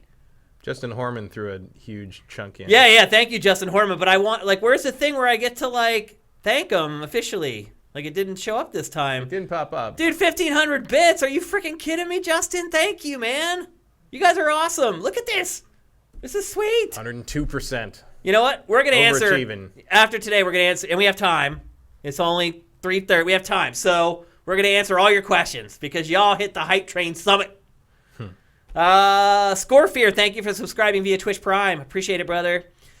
Tomb Raiders, what was your thoughts on the latest trailer for the Final Fantasy VII Remake? I look more like I like. I'm not sure what he's saying there. I think he's saying I like it more than I could have imagined. And that was the soundtrack trailer, I think was the last one. There's your thank. There it is. Can't let it go. Where'd it go? It's gone. You got it. Okay. Such strong support. Dude, we just got like, what is that? Like a unicorn emote on roller? It's like a unicorn on roller skates. It's just like a horse head on roller skate. I don't even know what that is. I can't. See pieces of a unicorn, I guess. I guess I have to send it out to you guys. It looks like it. Yep, it looks like once I send this out, you guys get the new emote. At least I think. I don't even know what the hell's going on. Yeah, we have a horse's head on roller skates. That's one of our emotes. It's so bizarre. Anyway, what were your thoughts on the latest Final Fantasy VII trailer? I didn't see it. You didn't see it? No. I've stopped watching them. I don't need to see anymore. Yeah, I mean, I have played it. Yeah. Well, I mean, it's the remake, so Yeah, but I figured I'll get to it. yeah. I'm not as excited about that as maybe everyone else on the planet is. Yeah. I'll play it. Looks nice. But you don't need to convince me anymore. I'm gonna play it. Yeah, like if they delayed it again, like I wouldn't be like all bummed out or anything. No, Like I'm excited for it, and I'll play it when it's here. I feel bad for the people that put in for like time off during that time and all for that. sure, but, for sure. like, I'm just saying personally. yeah. Vincent, Sony just closed the Manchester studio that's been working on AAA VR game for the past 5 years. What does this mean for PSVR 2? Nothing. Yeah. Nothing. Nothing's going to stop PlayStation VR 2 from coming out. Nothing stops this train. I mean, if Golem came out and tanked, nothing's going to stop it. Plus, we got the hype train going here, so ain't nothing going to stop it. It is a little unusual that they shut down a studio that never made anything. Well, they shut it down because it never made anything. I guess so. It had been working on something for too long. Scorefear, if Microsoft or Sony could release their console 3 months before the other, how impactful would that be? Would they just dominate? No. No. It would have a little bit of an impact. Somewhat, but like Give you a head start. depends what you can release with it, but also like large purchases like that are backloaded to the end of the year because of the holidays, so it's really not going to help you that much. Yeah, when everyone gets their Christmas club checks and whatnot. I would say this, though. It would allow one of them to get through their launch allotment of units that they were able to produce and then reload for the holidays and have more for the holidays. So by the time the holidays finish, instead of having this discussion where we're like both sold out of everything they could make, one would sort of have the lead over the other. But typically you do get at least a second allotment out by early to mid-December. Yeah. And that's always been how it's gone. I mean, obviously this could be a different thing this year because of the backups and the factory shutdowns because of the coronavirus quarantine stuff. And just be clear, like those delays are not because people are afraid the coronavirus is going to get on the products and ship over here. It's because people don't go to work because they shut everything down because everyone's sick. They can't make stuff. Yeah. So if that becomes more and more prevalent, if that doesn't slow down, if this virus doesn't burn itself out in the next few weeks, we could be looking at some serious factory delays. Yep. And moving to different factories in other countries, assuming it doesn't spread to there. It's going to be real interesting to see how that unfolds. Yeah. I guarantee you people up at Microsoft and Sony are looking very closely at that right now. I'm seeing now all of you guys who actually donated stuff to try to make the hype train happen. SJD Swanland, thanks for the 100. Tappy Oaks, thanks for the 500. That's freaking awesome. He shared 10 emotes. Wow, you guys are just killing it. This is awesome. Thank you, guys. Wow. Awesome. Justin Horman, 25 emotes shared. You guys are just killing it. Thank you so much. Let's see. Yakov226, with the stretch goals of the Wonderful 101, how much does it cost to port a game? Good question. I don't know. It's different for every game. Yeah. It depends on how involved the game is. And if there's a multiplayer component, you have to decide whether you're going to bring that over or not. A lot of times they don't. How clean the code is, how good, how well was it built initially? So I Red Dead Redemption 1, never got a PC because they barely understand why the game works. Yeah. It was so Just kludged dirty together. code. Yeah. Yep. And nobody wants to go back and parse that stuff. No. Well, also because nobody who made it is there anymore. They fired that whole team after they finished the game. To answer his question specifically, though, I think, if you're looking at that $25,000 for the Switch version, that doesn't mean it costs $25,000 to make the Switch version. No. They're asking for that for distribution and publishing, not to develop it. So if it's coming out in April, it's done already. Yeah. So the $25,000 isn't a clue of, I would say more likely the PlayStation 4 version at $500,000 is closer to a real amount for a port, is what I would say. It's probably still more than that, though. The JBone29, I love Game Pass, but it has trained me to never buy indie games or even many third-party games anymore. Is this good for the industry as a whole if more people have my mindset? I mean, they got paid. Yeah. One way or the other. They're not working for free. Like I said, back last E3, I talked to several of my friends who do work in indie games and some of them had games on Game Pass, and I basically asked, so what's that deal? Why did you do it? What's the deal? Is it good for you? Did it work out? And to a person, they all said they gave us way more money than we expected to make from sales ever. Period. So they are all fine with that. Please download their games on Game Pass and play them and enjoy them because they are okay. They're A-okay. Yeah, you're not hurting anyone by doing it. They're paid. They're compensated very well. Now, we could get to a place where that doesn't happen anymore. Right. But I'm sure you'll hear about it if we do. Yes, we will. So, Absolutely. until then, woo! Yeah, everything's all good right now. As long as that endless pit of Microsoft money never runs out. And it probably never will. Let's just be honest. I didn't find anyone who wasn't happy with their Game Pass deal. Yeah. So that's a great question, though, J-Bone. Thanks, man. That's a good one. Not Cirque. Has there ever been a game franchise that totally transformed into another form of media? I mean, I would argue that Sonic has been mostly kept alive by non-gaming media. Yeah. I think a lot of the fandom is based around the old Archie comic and the Saturday morning cartoon, which is widely considered by the fandom the best of the cartoons. Like, those are the gold standards of Sonic to a lot of Sonic fans. So, obviously they still make games that never went away in games, but I would say that Sonic is one of the few that has made the transition to other media and been there more successfully than the original game, than the game part for a long time, because the games went down in quality, but there's people who would argue that the extraneous media never did. I don't know if I'd agree with them because I've never read any of it or seen any of it, but I see Sonic non-gaming media mentioned way more than Sonic media as a reason to love Sonic. It seems like I remember a couple different IPs that weren't huge video games that ended up getting like either a hand-animated cartoon or like a 3D digital cartoon. Mm-hmm. And those cartoons ended up lasting longer than the gaming IP did, but I cannot put my finger on what it was. I mean, Mutant League did okay. Did it? Mutant League had a Sunday morning syndicated cartoon for like 3 years. Oh, wow. Definitely, I've run into more people that knew Mutant League from the cartoon and didn't know it was a game. Ah, okay. Which is something. That's exactly what they're looking for, yeah. Justin Horman, thanks again, man. I can't thank you enough. Lazily Diligent, I love that name. Thank you for Twitch Prime, man. 5 months, that's awesome. Thank you. Sifted Games needs a choo-choo button. We do, man. I need a sound effect for the hype train. Absolutely. Maybe I'll work on that. We'll try to figure out how we can do that. March 27th, Tomb Raider said for Ozark Season 3. So there you go. Keep an eye out for that. And I think that might be it. Keep strolling There's down. more questions down there, I think. Is there? Keep going. Oh, Scorefear, new Factor coming soon. You may have not been around for the start of the show where I started talking about why some of the stuff has slowed down a little bit. Factor is one of them.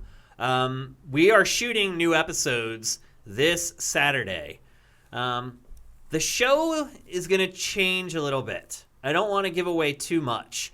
But we've been working on things for Factor for the last couple weeks. And until we had those locked down, we didn't want to shoot the next round of episodes. But we have it locked down now. And we're shooting episodes on Saturday. So look for a call for questions on our Patreon, on the forums, it's Sifted, on our YouTube page. We reach out to everybody for questions now. And probably first thing tomorrow morning, there should be a call for questions. But things are changing for Factor. So be excited. Super Cordon Bleu, I was under the impression Nintendo owned the Wonderful 101 IP since they bankrolled the Wii U version. Or did they? Yeah, Nintendo basically released Platinum. Yeah. They said, like, you can do it with us, but it'll stay a Switch exclusive. If you want it to be on other platforms, you're going to have to work that out on your own. So yeah, they pretty much said, like, if you want it, you can have it. Pretty much, yeah. They were not going to use it again. And I'm sure Nintendo at this point, it's what Reggie has talked about a bunch of times. These people ask for games and they never buy them. Mm-hmm. And I'm sure Nintendo remembers that. It's like, yeah, they're always asking for this stuff, and then we put it out, and then it doesn't sell. So that may have had an impact on whether Nintendo decided to sign this for the Switch version or not. I don't know that for sure, but it's possible. Okay, that's it. Thank you, everybody, for all the bits, for hitting Hype Train level 5. That's freaking awesome. And I will absolutely work on a train sound effect for the next time. As I said, Factor, we're shooting a reround of episodes this Saturday. The show's going to be different. We still need the same types of questions, though. That is one thing that's not changing. It's still going to be a Q&A show. We still need questions that are relevant right now, but also are interesting to consider a couple weeks from now. Look for that on our Patreon, on Sifted.net, on our YouTube channel, in the community section. We posting that stuff everywhere.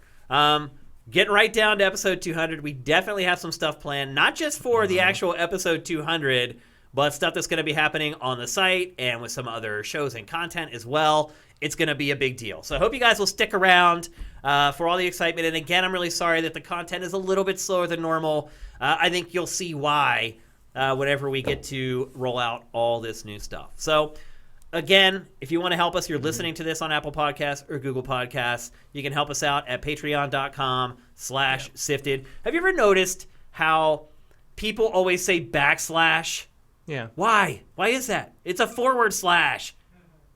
Why? It's like if you did a backward slash, the URL would not work. I just heard like a radio commercial on the way over here. That's why I'm thinking about it. Where they're like, backslash. It's no, dude. No one's going to be able to get to your website. Anyway, patreon.com/sifted. You can find me on Twitter at Dinfire. That's DINFIRE. You can find Matt at MKyle. That's MKEIL. We'll be back next week. But Matt, you're out in 2 weeks, right? 2 weeks. Also, don't forget that Adam Sessler has a show again. They just put up the first episode on the Spike Trap YouTube, like 19 minutes before we went live today. Called Sessler Speaks, and it's like a 10-minute, like Sessler Soapbox. He's gonna sit there and talk about the industry and through the lens of his data company. Well, and, here's the thing, people. If you use Sifted, you don't have to worry about any of that crap it'll because we do it be for on you. It'll be on there. Another reason why you should be using Sifted instead of whatever arcane way you're using the internet right now. Use Sifted. Give it a week. You won't use anything else. I promise. Yep. And remember, tomorrow, Wednesday, is Shane's birthday. Oh, no. You had to bring that up. So How did you remember that even? I remember everything. You must. That's right. You said that earlier. So, it is my birthday. That's your time for Twitter and all that stuff, and etc. Or you could just send me $1 million. Send him Patreon. Send him PayPal. If you want to give me a birthday gift, actually, the only way. Everyone prefers cash. Yeah. You know that. Well, actually, if you give me money, all I'm going to do is spend it on stuff for our studio. Again, there's a lot of stuff cooking behind the scenes. If you want a train noise. Send him some cash. The funny part is the only way you can actually get to like our donation page anymore is on our Patreon page. Like the links on sifted.net have all like gone away, and there's still a donate link here on our Patreon page. So if you still want to reach that, go ahead. But please don't get me anything for my birthday. You guys will already do more than enough. Just the hype train was the most. That's better than any birthday gift I'll get. I reacted more strongly to the hype train than anything I'll get tomorrow. I guarantee it. So thank you guys. You're awesome. Everybody have a great week. We'll see you back here next Tuesday. GameFace is up and out.